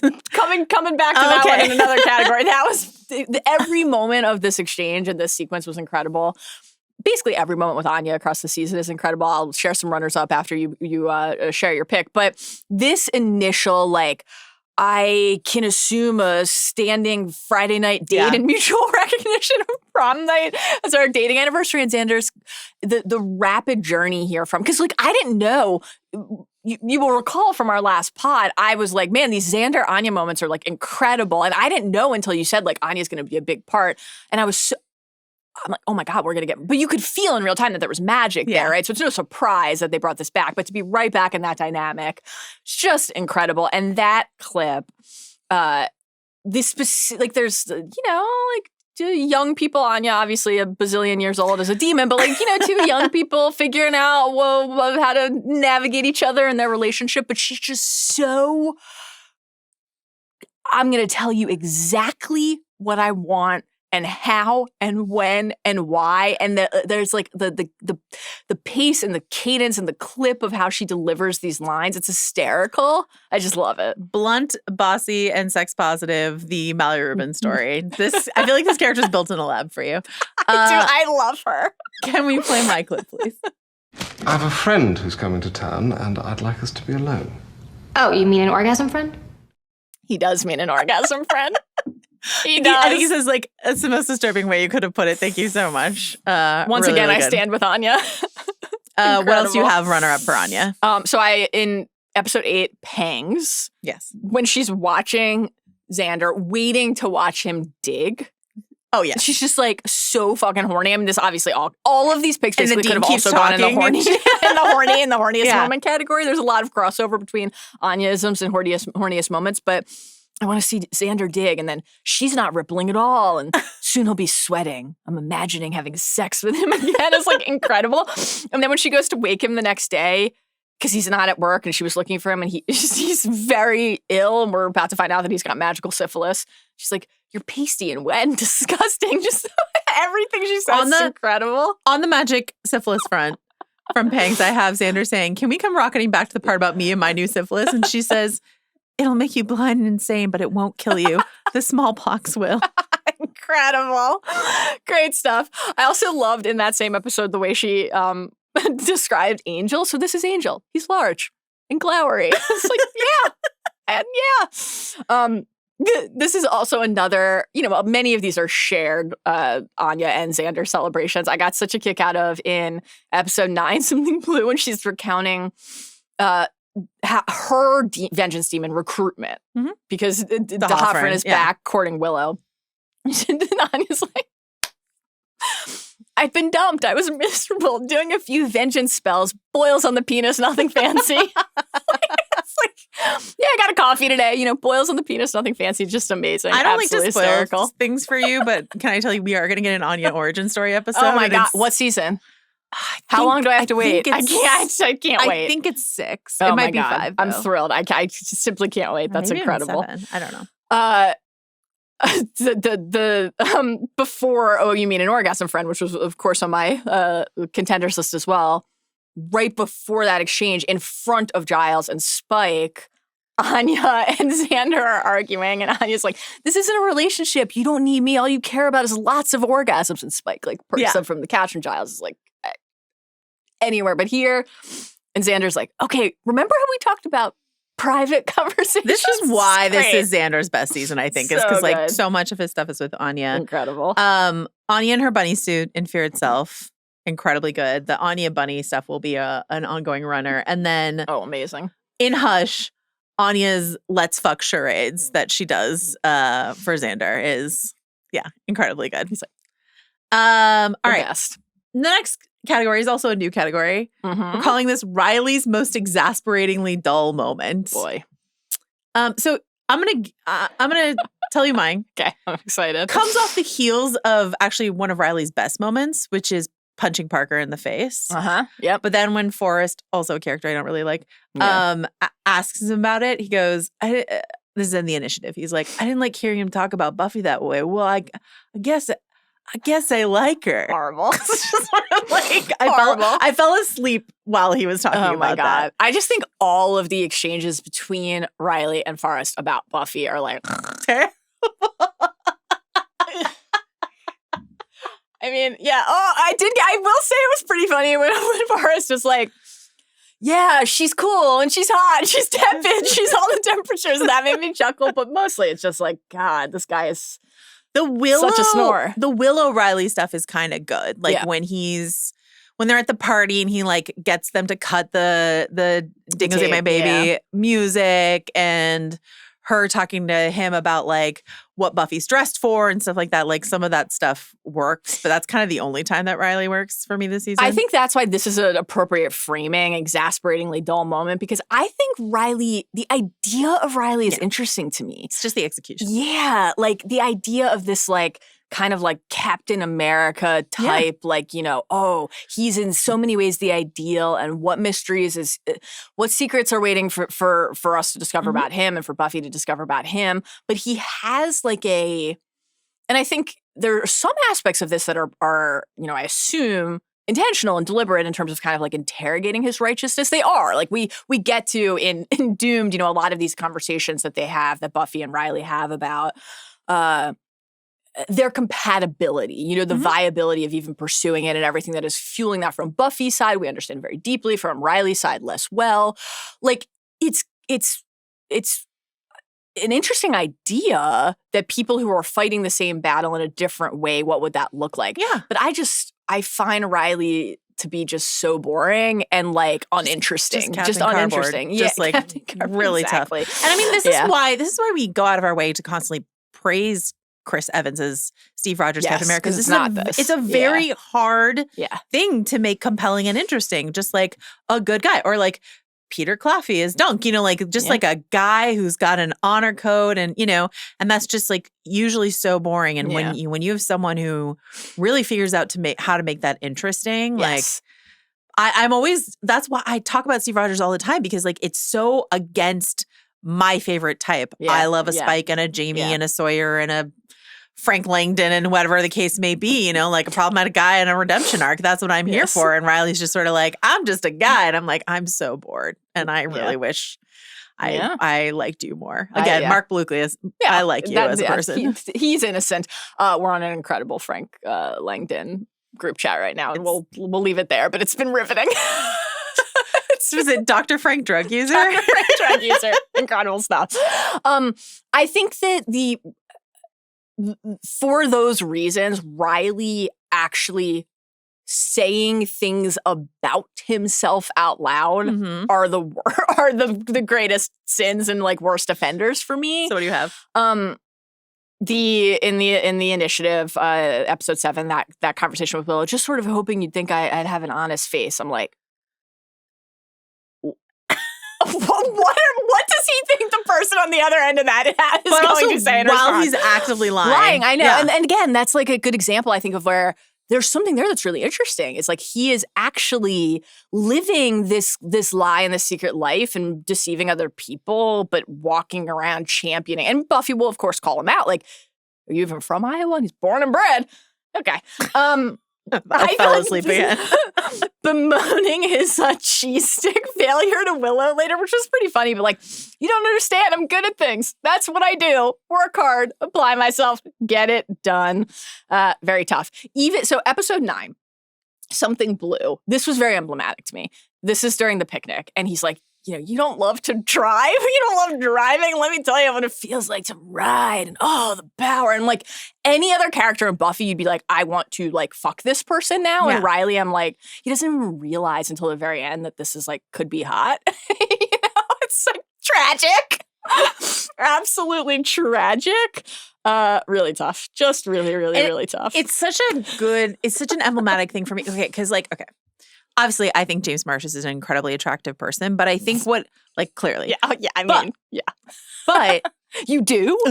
But this is my issue with just casting for hunks, because you need more than just Mark Lucas is a good-looking guy. That is genuinely keep his mouth shut. That's a hunk. Yeah. He can wear a T-shirt and a pair of jeans and a 90s haircut. I am so beyond bored, and I'm just you need something more than that. And when YA shows or all these sort of things like that, just go for the, best looking guy because they're like, that's what girls want. I'm like, no. Yeah. They want someone interesting. And for all of my, I have some critiques about David Boreanaz, but Riley makes Angel look like, I mean, I love Angel and I love Angelus, and all that sort of stuff like that. But this makes even Angel's worst moments look like the best thing I've ever seen on television when compared to Riley. I think that Buffy being in an era of her life where she's not even necessarily on a true base level, like I want a nice guy, but actually like I need to convince myself that I want to try a nice guy. Mm-hmm. As a story beat, I'm compelled by, but there's a difference between, like, Riley is nice, though a little suffocating and clingy, I would say. But it's like, Walsh, a character I like even less than Riley. Tough. Giles getting hammered me like that fishwife, which is like incredible stuff, all of it wonderful. But I did like when in episode 12, she ribs him for how he's talking about Buffy because he's like, she's the truest soul I've ever known. Ugh. Oh no, spontaneous poetic exclamations. Lord spare me college boys in love. Very amusing. This is why this season is so tough for me. Like, Maggie is a character I should really like. Like a kind of mean, smart woman is like usually something I really like. And she sucks. I hate it. Yeah, not a good character. All right, best fight scene. Yeah, what did you pick here?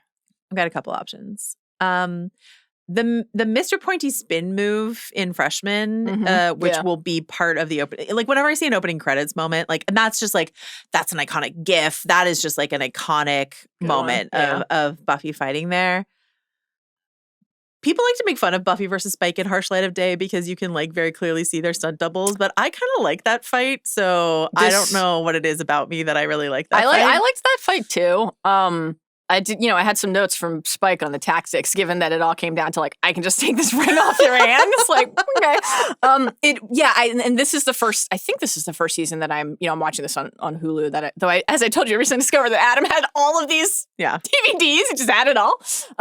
This is the first widescreen on the streamers now, and not as we briefly discussed, the mistakenly re-edited. Yeah. But so the camera quality has improved. You're closer in, but the stunt doubles are so much more apparent. It's like tough. A little distracting. Also, it's like a daytime vampire fight, which is unusual and just like really tough on the stunt double part. So I think I have to give it actually to Harmony and Xander in the initiative. Okay. Which is not. It's the best, even though it's like terribly bad. They're like weird little slap fight. I'm just like a big fan of. I just love it. That's a great one.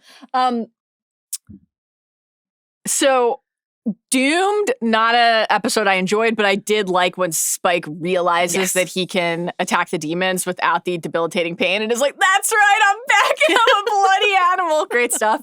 And in a more tender way, Buffy, Giles has spent all of A New Man feeling cast aside, discarded, irrelevant, then literally turning into a demon. Mm-hmm.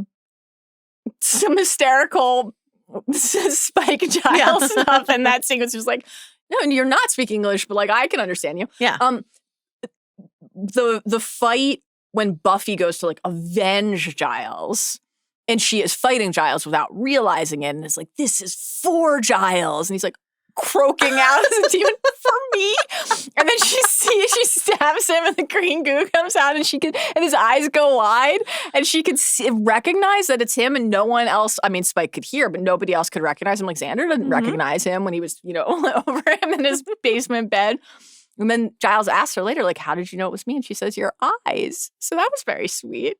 Oh, I love how you turned this category into a sweet Giles moment. I can't help myself, truly. All right, this is not the horniest season. That is yet to come, I would say. But exciting. This is among the horniest seasons. So there's a lot of options here for horniest moments. Yeah. I just have to be myself and say, give it to Buffy and Spike in Something Blue, where they're just like all over each other. Yeah. And especially as a reprieve from the absolute like pile of Elmer's glue that is Riley Finn. Tough. Sarah Michelle Gellar and James Marsters have just like incredible explosive chemistry. And whether they're, I think I told you the story, but like my, someone in my family in a very like, hey, at the holidays, what is Joanna into? And someone, my parents were like, she likes Buffy, got me like a Buffy fan magazine, which is like the most like sweetly misguided, like I'm not a fan magazine kind of person, but I did read it. And it was all James Marsters and Emma Caulfield and just sort of like them talking about joining it. And what James Marsters said is like, I realized that in order to get screen time on this show, you have to either be kissing or killing Buffy. Like those are the two things sort of thing. And so like the meal he makes out of his opportunity here in Something Blue was like a calculated thing from Marsters to be like, this is going to matter to my career. So I'm going to go for it. And he like absolutely kills it. Also the lead up to that, which will come up again in my categories, but like her taunting him in the bathtub and all that sort of stuff like that is also, I think, incredibly horny. Yeah, so, agreed. Also one of my picks, obviously. You go from inside that same episode, Something Blue, Riley during the picnic talking about, revealing that he had like practiced how he was going to navigate this with Buffy and then saying something like, it's like an oral exam. And again, not realizing that this could be a sexy thing. And then you get to the spike in Buffy and you're like, how is this in the same episode? Yeah. We've talked about this before in other contexts with other stories, but like I love a well executed, we tested it without doing it choice in the story. Maybe you see characters hook up in a dream before they're hooking up for real, or there's something inside of a supernatural circumstance where characters who like can't be together are outside of that circumstance for a minute. So allowing us and the characters to fully luxuriate in the undeniable chemistry between these two performers and characters in without breaking the premise way was so brilliant and so riveting. All of it was hot. I thought that in particular, Buffy like curling up on Spike in Giles's Eames. I love an Eames. Yeah. You put Spike and Buffy on top of it. My God, could I be more in? Just incredible. I thought that was fucking great. Loved it. And this was also where I was going to come back to the juice box. The juice squeeze, yeah. Everybody's hooking up in Harsh Light of Day, right? Xander and Anya, Spike and Harmony, Buffy and Parker, etc. The premature ejaculation via juice box when Xander turns around and sees Anya naked is just like all-time stuff. I thought that was absolutely incredible. I loved it. I will say I'm putting all of my Giles Olivia moments into my daddy category because it would have just been more Giles. You can't contain him, you can't deny him. So I'm saving all that for another space. I know I tried. Significant restraint. I'm really proud of you. You're welcome. What else is horny? I mean, there's a lot of horny stuff. You meant the Anya Xander. That was great. You know what I liked on the Riley Buffy front? In episode 12, when Riley's boasting about his 17 kills, right? 11 vamps and 6 demons. And they're like, Walsh and Riley, like, how about you for Buffy? And it's just like a parallel, like, I don't want to tell you my number. Which was like, but also like, it's the body count thing, but it's also the a young woman being like, can I be better, stronger than my boyfriend at things? Yeah. I mean, that's also watching them spar and she just kicks his fucking ass. Yeah. Just destroys him. He's like, give me a week. Okay. Sure, buddy. Also horny, also in episode 12, Willow and Tara, they've had the like hand-holding electricity moment previously in Hush, and then we're working a spell. We're working a spell involving a rose. And here are some of the things we're going to say. Oh, God. Start out slow. Everything with Tara. What? I mean, Tara and Willow. We're going to float the rose. Then use the magics to pluck the petals one at a time. It's a test of synchronicity. Our minds have to be perfectly attuned to work as a single delicate implement. Anytime you're talking about the petals of a rose, I think moving Tara, slowly. I got to give it to Tara. I think she has some game in Hush when she's just like, you're so powerful. You're so special. Oh, yeah. She's working it. I'm feeling it. Feeling it. All right. Most 1990/2000 things. Some good contenders in this stretch. Man. Tough pick. What are you going with here? I have a few contenders. In honor of our pal Kathy, I'm going to give it to the use of Do You Believe in Life After Love by Cher. This is my first pick as well. My sister went on spring break in, I think, 99 or something like that. And she was in somewhere in Florida or something like that. And she was like, they played before this episode, she was like, they played Do You Believe in Life like next door on a loop. And I wonder if like one of the Buffy writers was also in that hotel in that spring break because they were just like, Kathy being like, it's share time. Incredible. The way she keeps going back over to the CD player to like re-up the track and Buffy's reaction to that. That's my first pick as well. And also on the Kathy front, she has like the classic of the era iMac, you know, the color bubble iMac, the G3. So that's very just like, you see that, you remember where you were. Mine was lime green. Interesting. So I did orange.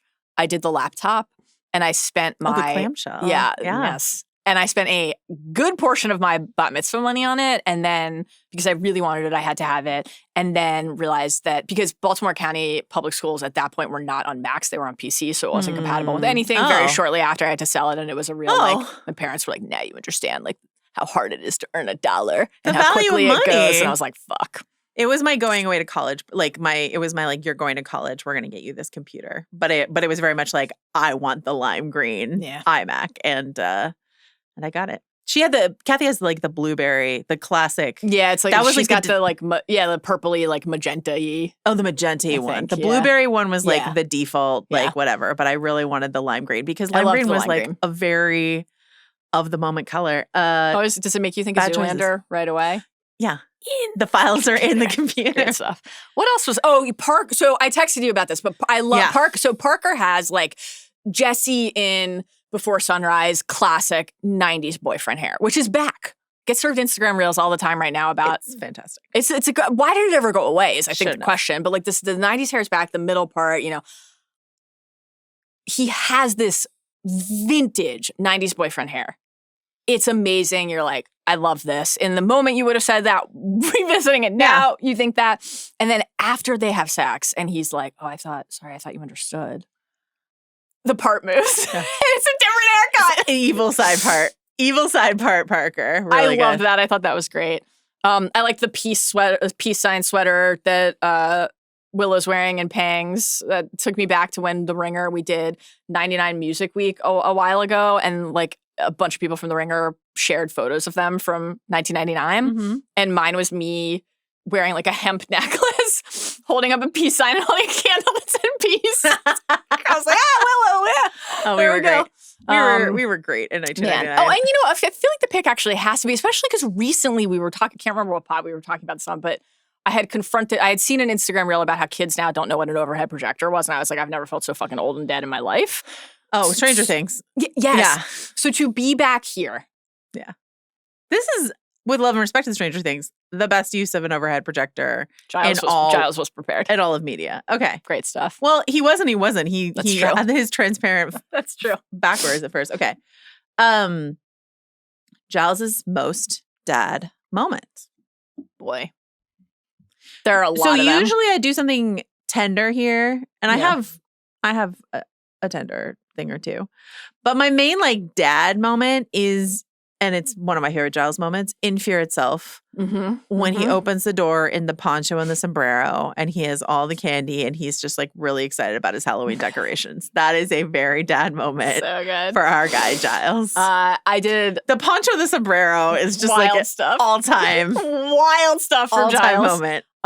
I did really try to like look at what was in his candy bowl. I was so curious. It's, it's not like a high res shot. So, but I think you can see a decent amount based on just recognizable wrappers. Reese's. It's a little too, I would have liked to see Giles experiment a bit more, but I was like, is that $100,000? Hershey's okay. Forward. Yeah.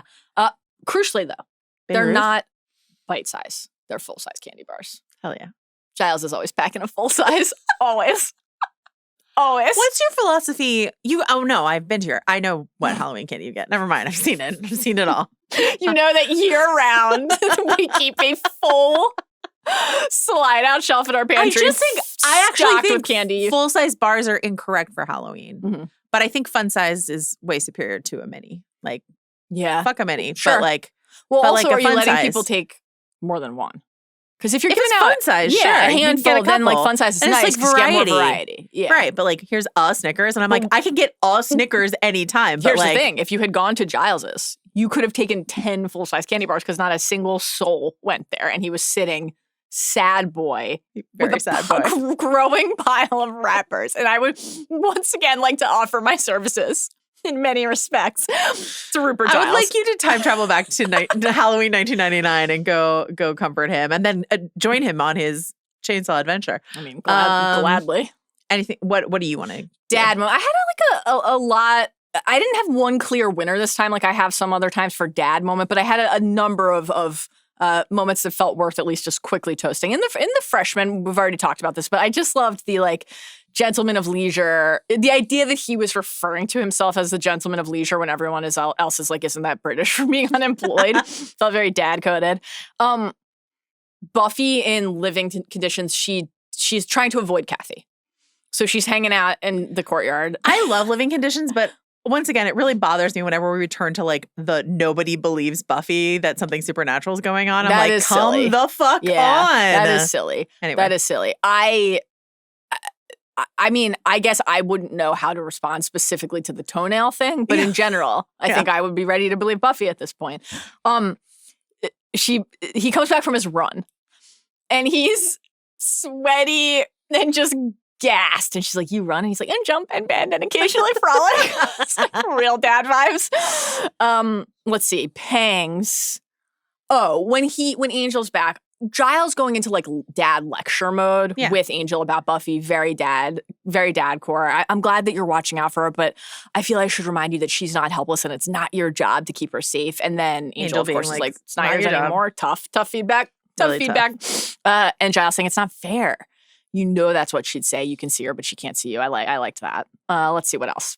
I have one from Something Blue. Yeah. Yes. My Buffy goes, I'm not crazy, and I know that you probably don't approve. My father's not that far away. I mean, he could. Yeah. But this day is about my family, my real family, and I would like you to be the one to give me away. Mm-hmm. And Giles being like, oh, Buffy, that's so, for God's sake, this is nonsense. But like, he's genuinely touched that Buffy's like, walk me down the aisle. I want it to be you. Fuck you, Hank Summers. That was my next pick too. Yeah. It's great. It is amazing and such a highly comic stretch of that episode to give us a real, just little burst of heart there. I loved that. And then everything in A New Man. Yeah. Giles at her surprise party. People keep bringing him plates of cake, and then he's sitting by himself, and then he hears about Walsh for the first time. He's like, why didn't you invite her? And Buffy's like, she's like 40. She wouldn't be hanging out with these kids. Also, I was like, damn, I'm turning 40 this year. Like, it's 40. Oh no, I feel like my whole life is ahead of me. I'm going to thrive. But also, Mallory, are you going to an 18-year-old birthday party at a college dorm? No, you're not. I've yet to be invited. No, you're not. I'm probably not. I don't go to any Don't parties. Do that. I won't be doing that. I mean, it's weird. It's like sweet that Giles Giles should be there. It's, whatever. It's but sweet like that he's there because it's Buffy and it's her 19th birthday but party. But at the same time, like maybe like we have a different celebration with Giles. You know? Yeah, like the equivalent of their Thanksgiving, which is like the Scoobies. Plus Spike tied up in a chair.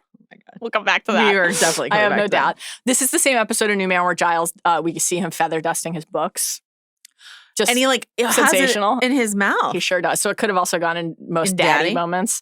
The way that he reacts to learning that everybody but him knew about Riley being part of the initiative and everything. Spike knew, Professor Walsh, that fishwife. And then when he is in his cups and in his feelings with Ethan, incredible. The world has passed us by. Someone snuck in and left us a couple of has-beens in our place. What am I? I'm an unemployed librarian with a tendency to get knocked on the head. Like, it's interesting actually to see him kind of interrogate where he is in his life and what is next. And I'm curious, like, how long will he stay in this kind of state of limbo? It's tough for those of us who like Giles being like very specifically integrated into the plot. But I do like making this writer problem text where it's just sort of like, Giles isn't the school librarian. Right. So what is his place in this show now?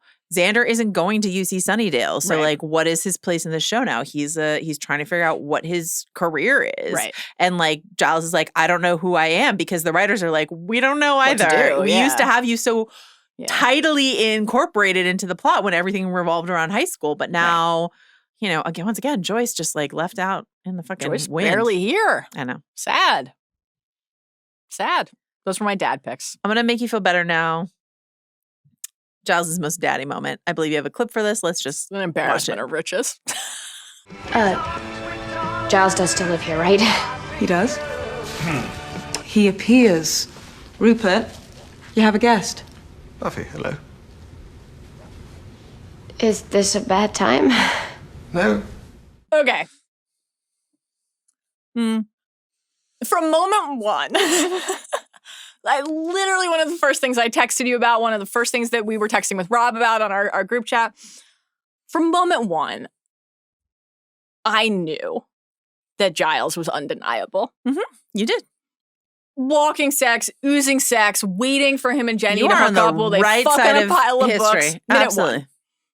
And then there was a lot right away. You know, watching what was unfolding between him and Jenny. Obviously, Band Candy, one of the thrills of my life. Mm-hmm. The gift that keeps on giving. But he spends most of season 3 like mourning Jenny. This, to me, was a really important moment for the show to acknowledge something that is undeniable, which is his sexual ferocity.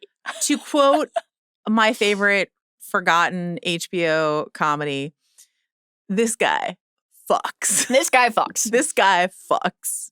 Why are we waiting around to find out if Giles is going to fuck?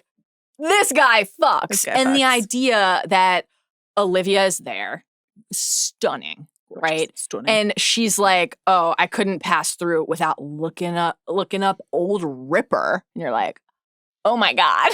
Oh my God. The bathrobe, the easy grace and comfort around each other. Then like later in Hush, when she comes back, took a sideswipe at baseball movies in terms of the plane ride. Didn't love that, but otherwise, Olivia has my heart. They talk for 30 seconds and then she's like, literally says, that's enough small talk, don't you think? Let's fuck. Not that we needed confirmation that Giles is great in bed, but there it is, right? We already had it. Yeah. I mean, more than once with Joyce, right? Hood of the car. We knew. We get to see them a couple times in bed together, naked. I loved the glimpse of like his arm is around her and they're holding hands. They need to be touching each other. Wonderful. One of the best moments in this show so far for me is later in Hush. The gentlemen have already let loose their carnage. The apocalypse, not an actual apocalypse, we'll get there. Again? That was great when all three of them were like, again? Another shot of Olivia and Giles naked cuddling in bed. So they're just fucking their way through the town being quarantined. Fuck your way through it. You know what I mean? In a state of crisis. And I'm like, I get it. So I have some runners up, but that's a really good one. Obvious pick for daddy moment. He's undeniable. He really is. I think there's only one answer. It's different than yours, but we have a different relationship with Giles, and I believe it's Giles with the chainsaw. It's the chainsaw is my next runner up. Great jacket in that scene too. Incredible jacket. And the way he handles that heft. I felt again, like it answered questions I didn't need to have answered because I knew the answer in my heart, but I'm like, he is used to. I wish I had a prettier laugh response to that because I know that's going to be one of the quote cards is you saying, handle that heft, and then it's just going to be me like ugly laughing at you. Yeah. Just incredible stuff. I also enjoyed when in Something Blue, Spike is in the bathtub and he's begging for Telly and he's like, Passions is on. If you miss it all, and Giles is like, do what? Lick me to death? I'd like to try. That's in my funniest moments. I would like to try. Timmy's Down the Well is, oh my God. Passions is on and Timmy's Down the Well is incredible stuff. Down the Bloody Well is iconic. Daddy moment too when Oz like raves about the record collection in Harsh Light of Day. You know, get to see the Velvet Underground. That was wonderful. And then, you know, we can't break our streak of celebrating Giles being really violent in the most daddy category. So in A New Man, when he sees Ethan and is like, you have no idea how much thrashing you is going to improve my day. Pretty hot. It did improve your day. It sure did. Great. Sure did. All right, abrupt mood swing into the When Willow Cries, We Cry category. And I have a clip. Tell me you love me. My whole life. I've never loved anything else. That's my pick too. Painful. I mean, earlier also in that same episode, I don't really like that episode. I love that scene. That like goodbye scene is incredibly well done by both Seth Green and Allison Hannigan. You know, Willow spends a great chunk of this part of the season like demolished, depressed, destroyed. but not actively crying as much as she does in this episode. And that just like, don't you love me anymore? My whole life. Oh my God. You know, like just absolutely guts me. Not my favorite episode either. I do like the way inside of it, Willow's paranoia and suspicion, but ultimately it's not paranoia because it's very well founded and justified. I knew you jerk. Yeah, like the way that she's watching Oz watch Veruca at the gig. And like for us at home, previous episodes when they pass each other in the quad and you're like, oh my God.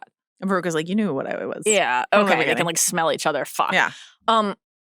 The moment where Willow's talking about the Oz blushing behind his ears and says to Buffy, like, that's only for me. Yeah. Heartbreaking. So you're building toward this point, and then when she finds them entwined and naked in the cell, and we get that, you know, him calling back to what she did with Xander. Yeah. And like, I thought that when she said you wanted her like in an animal way, like more than you wanted me, like more than you wanted me was so heartbreaking because he's been pushing back against everything that she said to that point and challenging it, but he's kind of like just silent there because there is something about what exists between them. And that's part of what he'll say is like, I don't know where that line is anymore.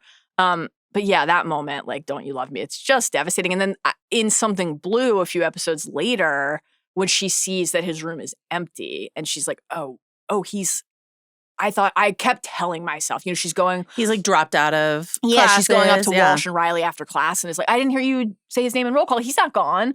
And then the room being empty, there's something about it that she like has to accept at that point. And then it kind of the crushing wave of grief just hits her again. And she says to Buffy, I feel like I've been split down the center.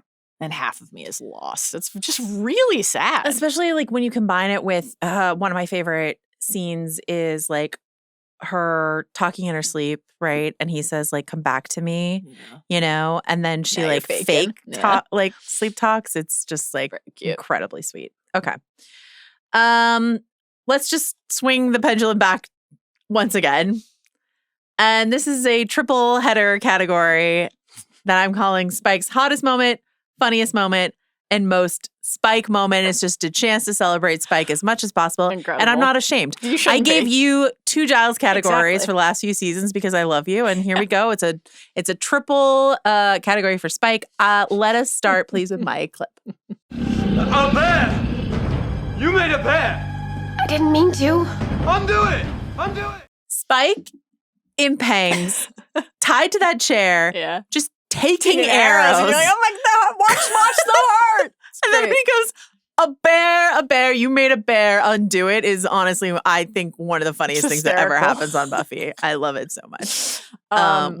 You have a clip too, I believe. I do. I do. Yeah, let's enjoy this. Comfy. I'm chained in a bathtub drinking pig's blood from a novelty mug. Doesn't rate huge in the Zaggett's Guide.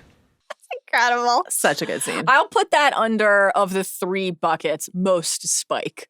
That felt like a real most Spike moment. So mine was my funniest moment. A bear, undo it. Yeah. My most Spike moment is the like sort of like the big bat, watch your mouth, little girl. You should know better than to tempt the fates that way because the big bat is back at this time. And then he gets electrocuted and captured by the initiative. So that combination of like Spike being like, I'm the biggest, baddest, to be immediately undercut by this like physical comedy moment, to me feels like the most Spike thing. Because like, great one. You know, Spike is so cool and will like show up to Sunnydale and run over the sign and just sort of like all the sort of stuff like that. But then like Drusilla leaves him for a chaos, you know, like just like all this shit happens to him too because he's also a loser. Like he's so cool and he's also a loser. It's the best. I really love because he was so fully incorporated in this really clever way into the Scooby circumstance in this stretch of episodes. How many times he has the opportunity to basically say a version of that where he's like, this is like the group of people who keeps thwarting my every move. That's really wonderful. Yeah. I had a couple Pangs nominees in my most Spike category as well, even though obviously my pick was from Something Blue with the mug and the straw and that amazing line. Just the stretch when he's tied to the chair and he's like, I came to you in friendship. Well, all right. seething hatred, but I've got useful information. And I feel like I'm being mistreated. The way he kind of is working his game and then immediately like, why don't I just say exactly what the thing is out loud in the span of 2 seconds was just really wonderful. And there's so many great Spike moments with like food or drink or, he needs the blood. But I think my favorite crowded field was, I wouldn't say no to a brandy. Just a small brandy, and he's like quiet in the back as they're arguing. Incredible stuff. And then he's at the table and like, oh, lay off, you all had a fine meal, but me, an entire siege, you'd think one of you would bleed a little, just like lamenting his circumstances. So good. Did you have any other hottest Spike contenders for that bucket? It's from that same scene in Something Blue when Buffy is taunting him, right? Yeah.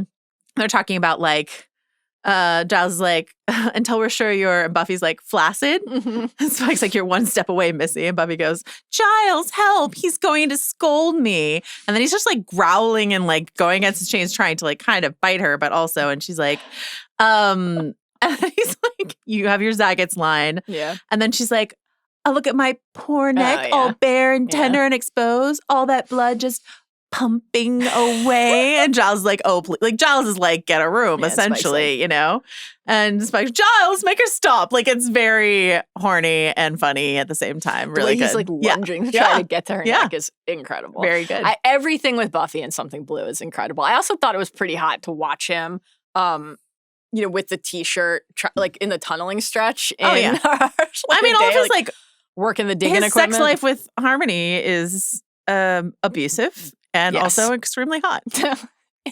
Yes. Also, in terms of funny moments, funny in conjunction with something disturbing is like in the initiative when he attacks Willow in the dorm room, and you're like, Jesus Christ, and it is like shot like a sexual assault scene, like it is like very harrowing. Yes, but then cut to he cannot bite her, and they have this like genuinely very funny back and forth about like performance. And he's like, it's never happened to me before. And then she's like, it's me, isn't it? I'm not the kind of girl that men's want to bite. And he's like, no, I thought about it. And he's like, you're wearing that fuzzy pink number. You know what I mean? Like it's a really good maybe exchange. You were nervous. I felt all right when it started. Yeah, that's all really good. In that same episode on the funniest front, when he, again, this Spike Harmony, very fraught, but when he returns and he's like ripping off these nicknames for her. Mentholated. Petite creme brulee, my little foam latte, my little mentholated pack of smokes. Mentholated pack of cigarettes. So good. That killed me. That was so funny. Oh, in Harsh Light of Day, I loved when he's like, they're still trying to dig up, and he's like, it's definitely the crypt, right? I'm not keen on tunneling into someone's septic tank. And then in the Buffy Spike fight scene out in the light of day, when he's like boasting, sun beaming down in a nice non-fatal way. Can't wait to see if I freckle. Also in Something Blue, when he's like, when they're talking about their wedding, and he was like, register to Mr. and Mrs. Big Pile of Dust. Yeah. That's incredible. The Weetabix thing with the blood gives it a little texture. Just incredible. I liked in A New Man when he's moving out of Xander's and he's like taking the radio, and Xander's like, what the fuck, dude? And Spike's like, and you're what? Shocked and disappointed? Evil. I'm evil. He's the best. Yeah, he is the best. The best. Also the, again, another like gifable, perhaps opening credits, but definitely gifable is like when he's tied to in Hush, when he's tied to Xander's chair and he just like flips him off. That's a iconic Spike moment. He's just genuinely the best. It's an incredible and one of my favorite TV characters and one of my favorite performances of all time. I hope he never goes away again. I would not spoil that for you. Okay. But speaking of going away again, I will spoil this. Best guest star? Yeah. This is the last Ethan Rayne episode. No! We never see him again, and so I can only assume the initiative killed him. I don't know. Like, what? I'm just choosing to believe the initiative fucking killed Ethan Rayne. This is the last Ethan Rayne episode. Calamity. What the fuck? Yeah. Absolute calamity. No! I know. Darth Vader. No! I had no idea I'm despondent. Yeah, Robin Sachs, we honor you. Oh my God. Well, he was my pick anyway. Yeah. Why? I know. There should be an Ethan Rayne episode every single season. Yes. I agree. The fuck? All right, well, I have one more category today where we can honor him once more, actually. Great stuff.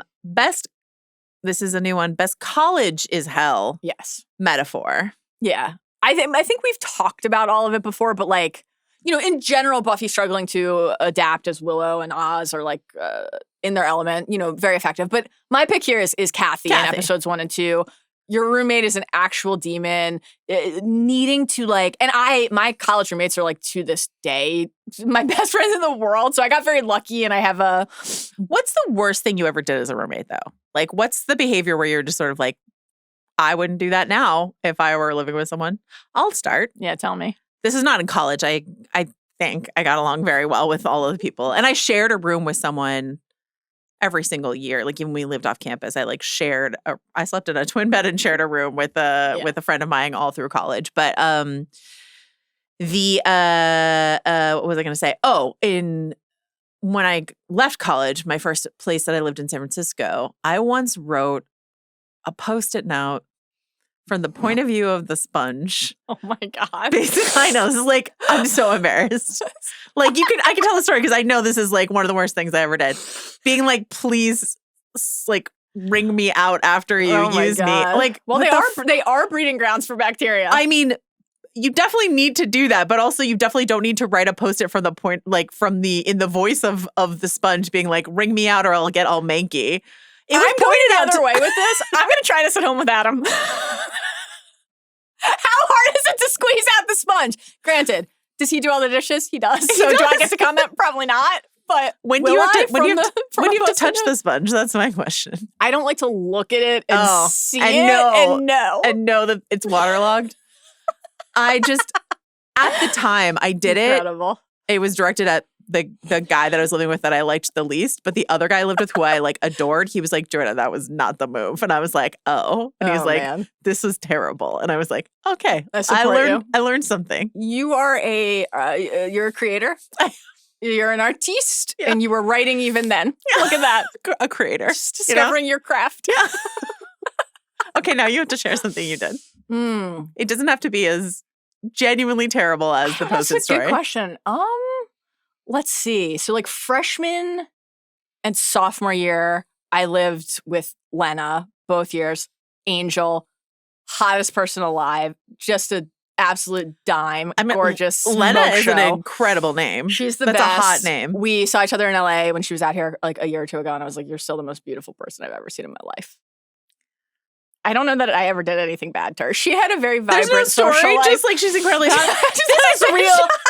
I would simply not eat a friend in the wild moment from you. I'm trying to think. And then sophomore year. Go home and write a Post-it to Adam and take a photo of it. So that I will. Sophomore year. So Allison and Suzanne were roommates, freshman and sophomore year on the same floor as us. And then I became very good friends with both of them and then kind of like forced them to become friends with each other. We're all still friends to this day, book club members. Yes. So the three of us lived together junior year on South Campus. I don't know that anyone did anything really terrible then. Never mind. Let's just move on. It's not, does Mallory remember how hot and nice her roommates were? That's not the prompt. Fuck. We had a nice house together. Alice and I went to London together. And scene. Junior year. It was great. And scene. If you're one of Mallory's roommates, I'll tell you a dorm room story. You can email me at hobbitsanddragons@gmail.com. I'm sure they have plenty of stories. I'm trying to think of like, what was everyone's like sock on the door handle code, and did everyone abide by a thing? I don't know. All right, this isn't anyone doing anything bad. It's just an embarrassing story. I'll share this with you. Bless you. Okay. So this was, let me think about which side of the room was my bed on. Okay, so this would have been freshman year. Can visualize it. Lena was not home. I was alone. And I was asleep. And I heard a noise. And I got really scared. And I was like, someone is in the room. And I'm like going to stay as still as I possibly can and think, is there a way that I could like make a move for the door and run to Allison and Suzanne, who are across the hall? I'm panicking. I'm like, I'm trying to kind of maintain my breathing. I'm an asthmatic, right? I'm like, I know Lena's not coming home. Like, she's out. She's at a party. I'm alone. And I'm mustering the courage to just turn and quickly make a move to the door. And I turn, and it is a balloon. I'm rustling against. Not a rustling balloon. Yeah. And then, so that was fine. That's I will also say that's a great story. Yeah. I will also say one time went sake bombing and threw up on my floor and like really couldn't properly account for the laundry after that. If you would like that story I liked that better than the wrestling balloon. Thank you so much for that. Freshman year, we also broke into our friend Dan, who's now married to my freshman roommate, Nicole. I presume they're still married. And we just like stole a bunch of his stuff, and then we all dressed up as him, and like including his now wife, Nicole, and we all just like there's just photos of us just like all wearing his clothing, and we stole his guitar, and we stole all this stuff. That's something we did. And also we broke into our friend Raj's room, who married my other roommate. There's a lot of marriages that came out of that dorm floor. Sheesh. Married my other roommate, Emily. We broke into Raj's room and we cleaned it. Okay. Real girl prank stuff where we're like, we're going to, and then like took a photo on his bed and now like clean room. And that is like a very cherished memory of mine. I don't know why we thought cleaning someone's note about it was just disgusting and we cleaned it. I did always, that was a fun, thing in college when you're going to someone else's room and you see what's there. I have a vivid memory of going to, his name shall remain private. I won't share it. And he had this like very visible box of ribbed condoms on his dresser top and like, kind of clearly wanted everybody to know that he had them there because he was like, he's like, I'm ready, ladies. I'm using condoms or like I could use open? condoms. Well, I was just like, ribbed. And he's like, and my friend, we still all joke about this to this day. He's like, for her pleasure, Mallory. He could not have said for her pleasure. I swear to God. For her pleasure, Mallory. The way he said it, I was like, no. College, what a special Rejected. time. Last Great but not stuff. least on the college's hell metaphor, I will just add, what if the ROTC were like a scary, militarized secret cabal of monster hunters or something like that. Yeah. Roommates snoring in the sleep, cutting toenails onto the floor, labeling the eggs. One. Yeah.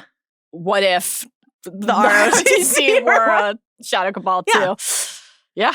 Okay, great. Funniest moment. I have a clip. I know you do. Let's watch it.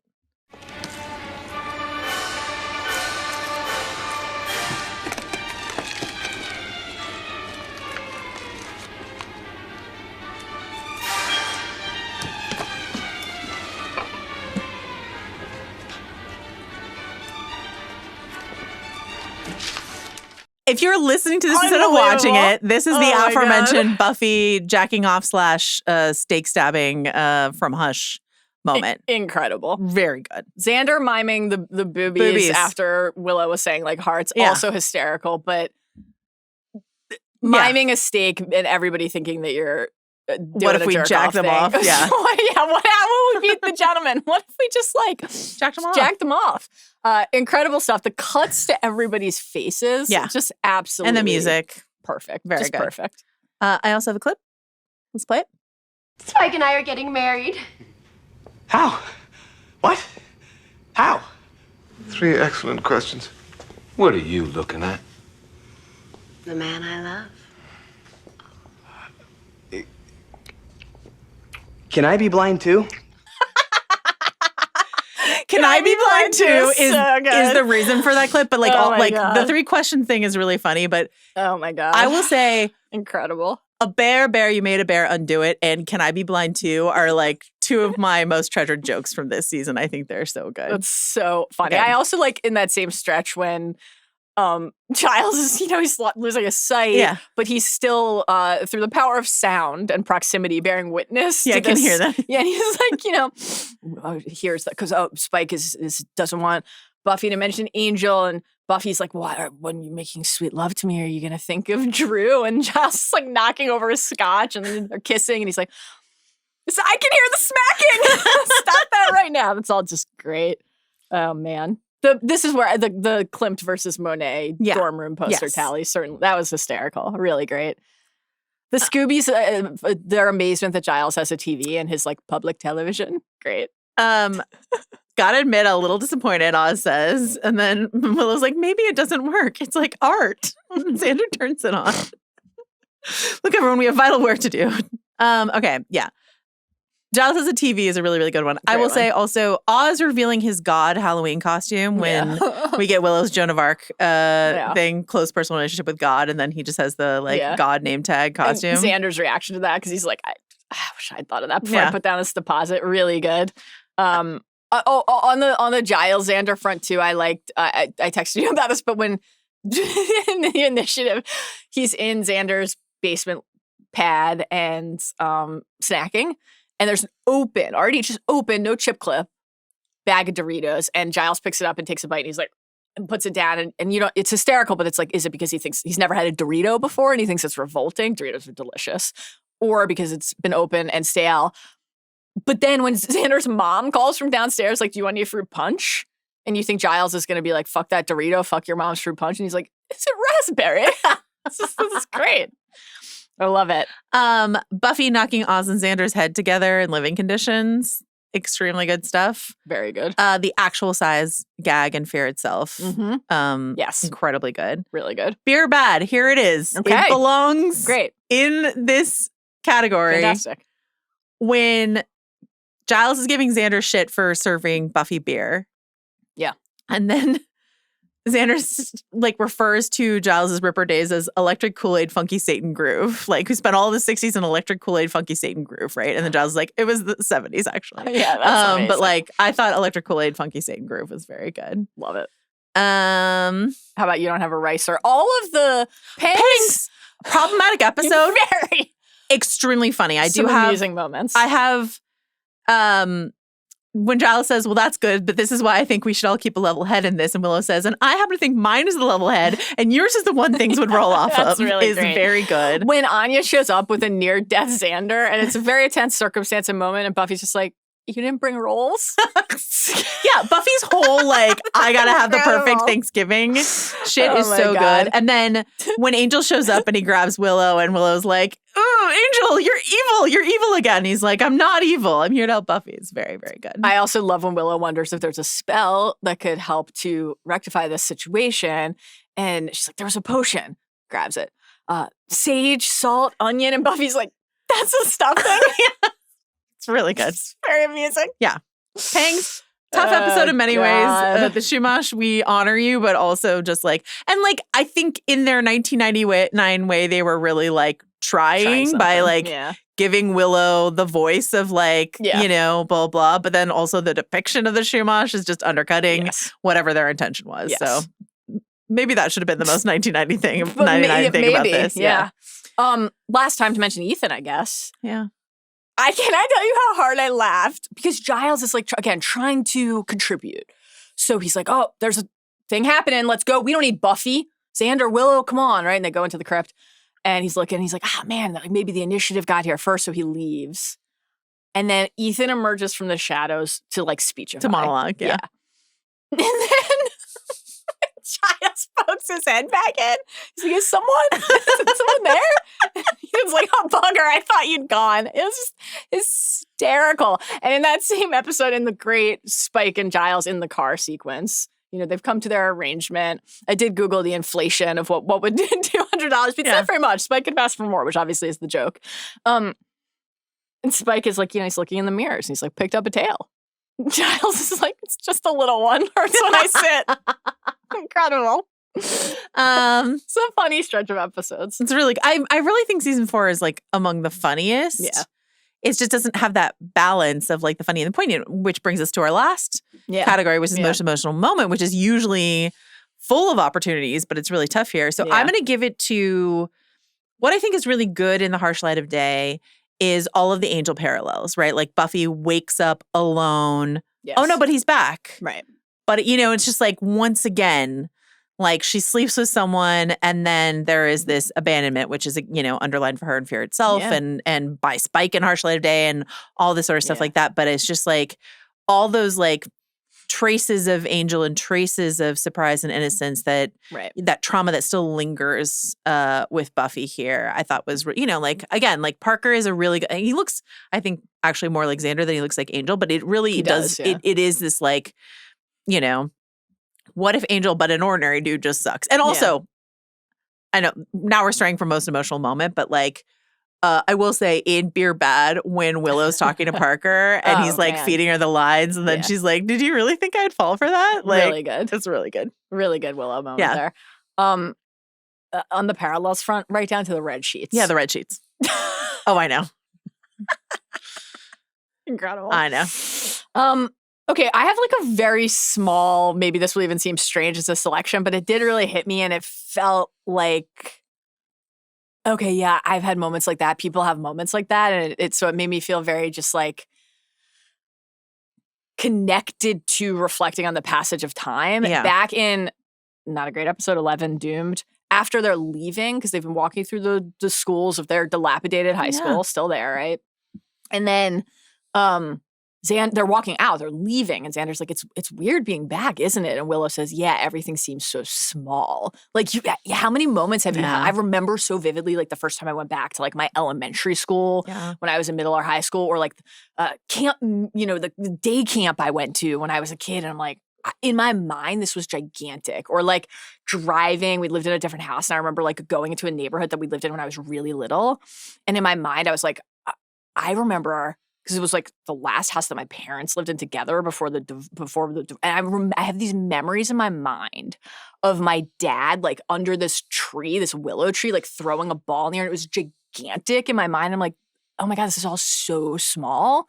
So that's just really, I like moments like that where like you have moved into a different phase of your life, and these things that take on this like titanic proportion in the scape of your memory, like that's not what they were, but they feel that way to you. So it was a one beat, but I thought that hit.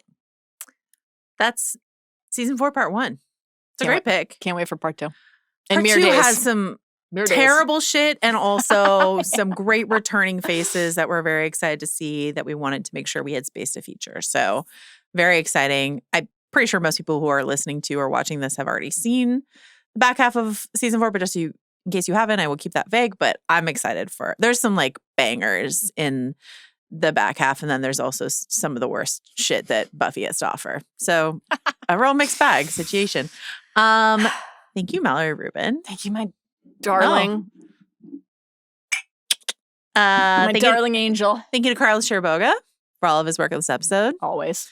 To Jacob and the entire Sycamore team for all of their troubleshooting on incredible. Jacob, CT. Yeah, CT. Gang, everyone, just Kevin. like everyone here is really coming through. And we'll be back with part 2. Yeah. With some mall stuff. That's right. With some Christopher Nolan. Can't wait. What a time to be us. See you soon. Bye.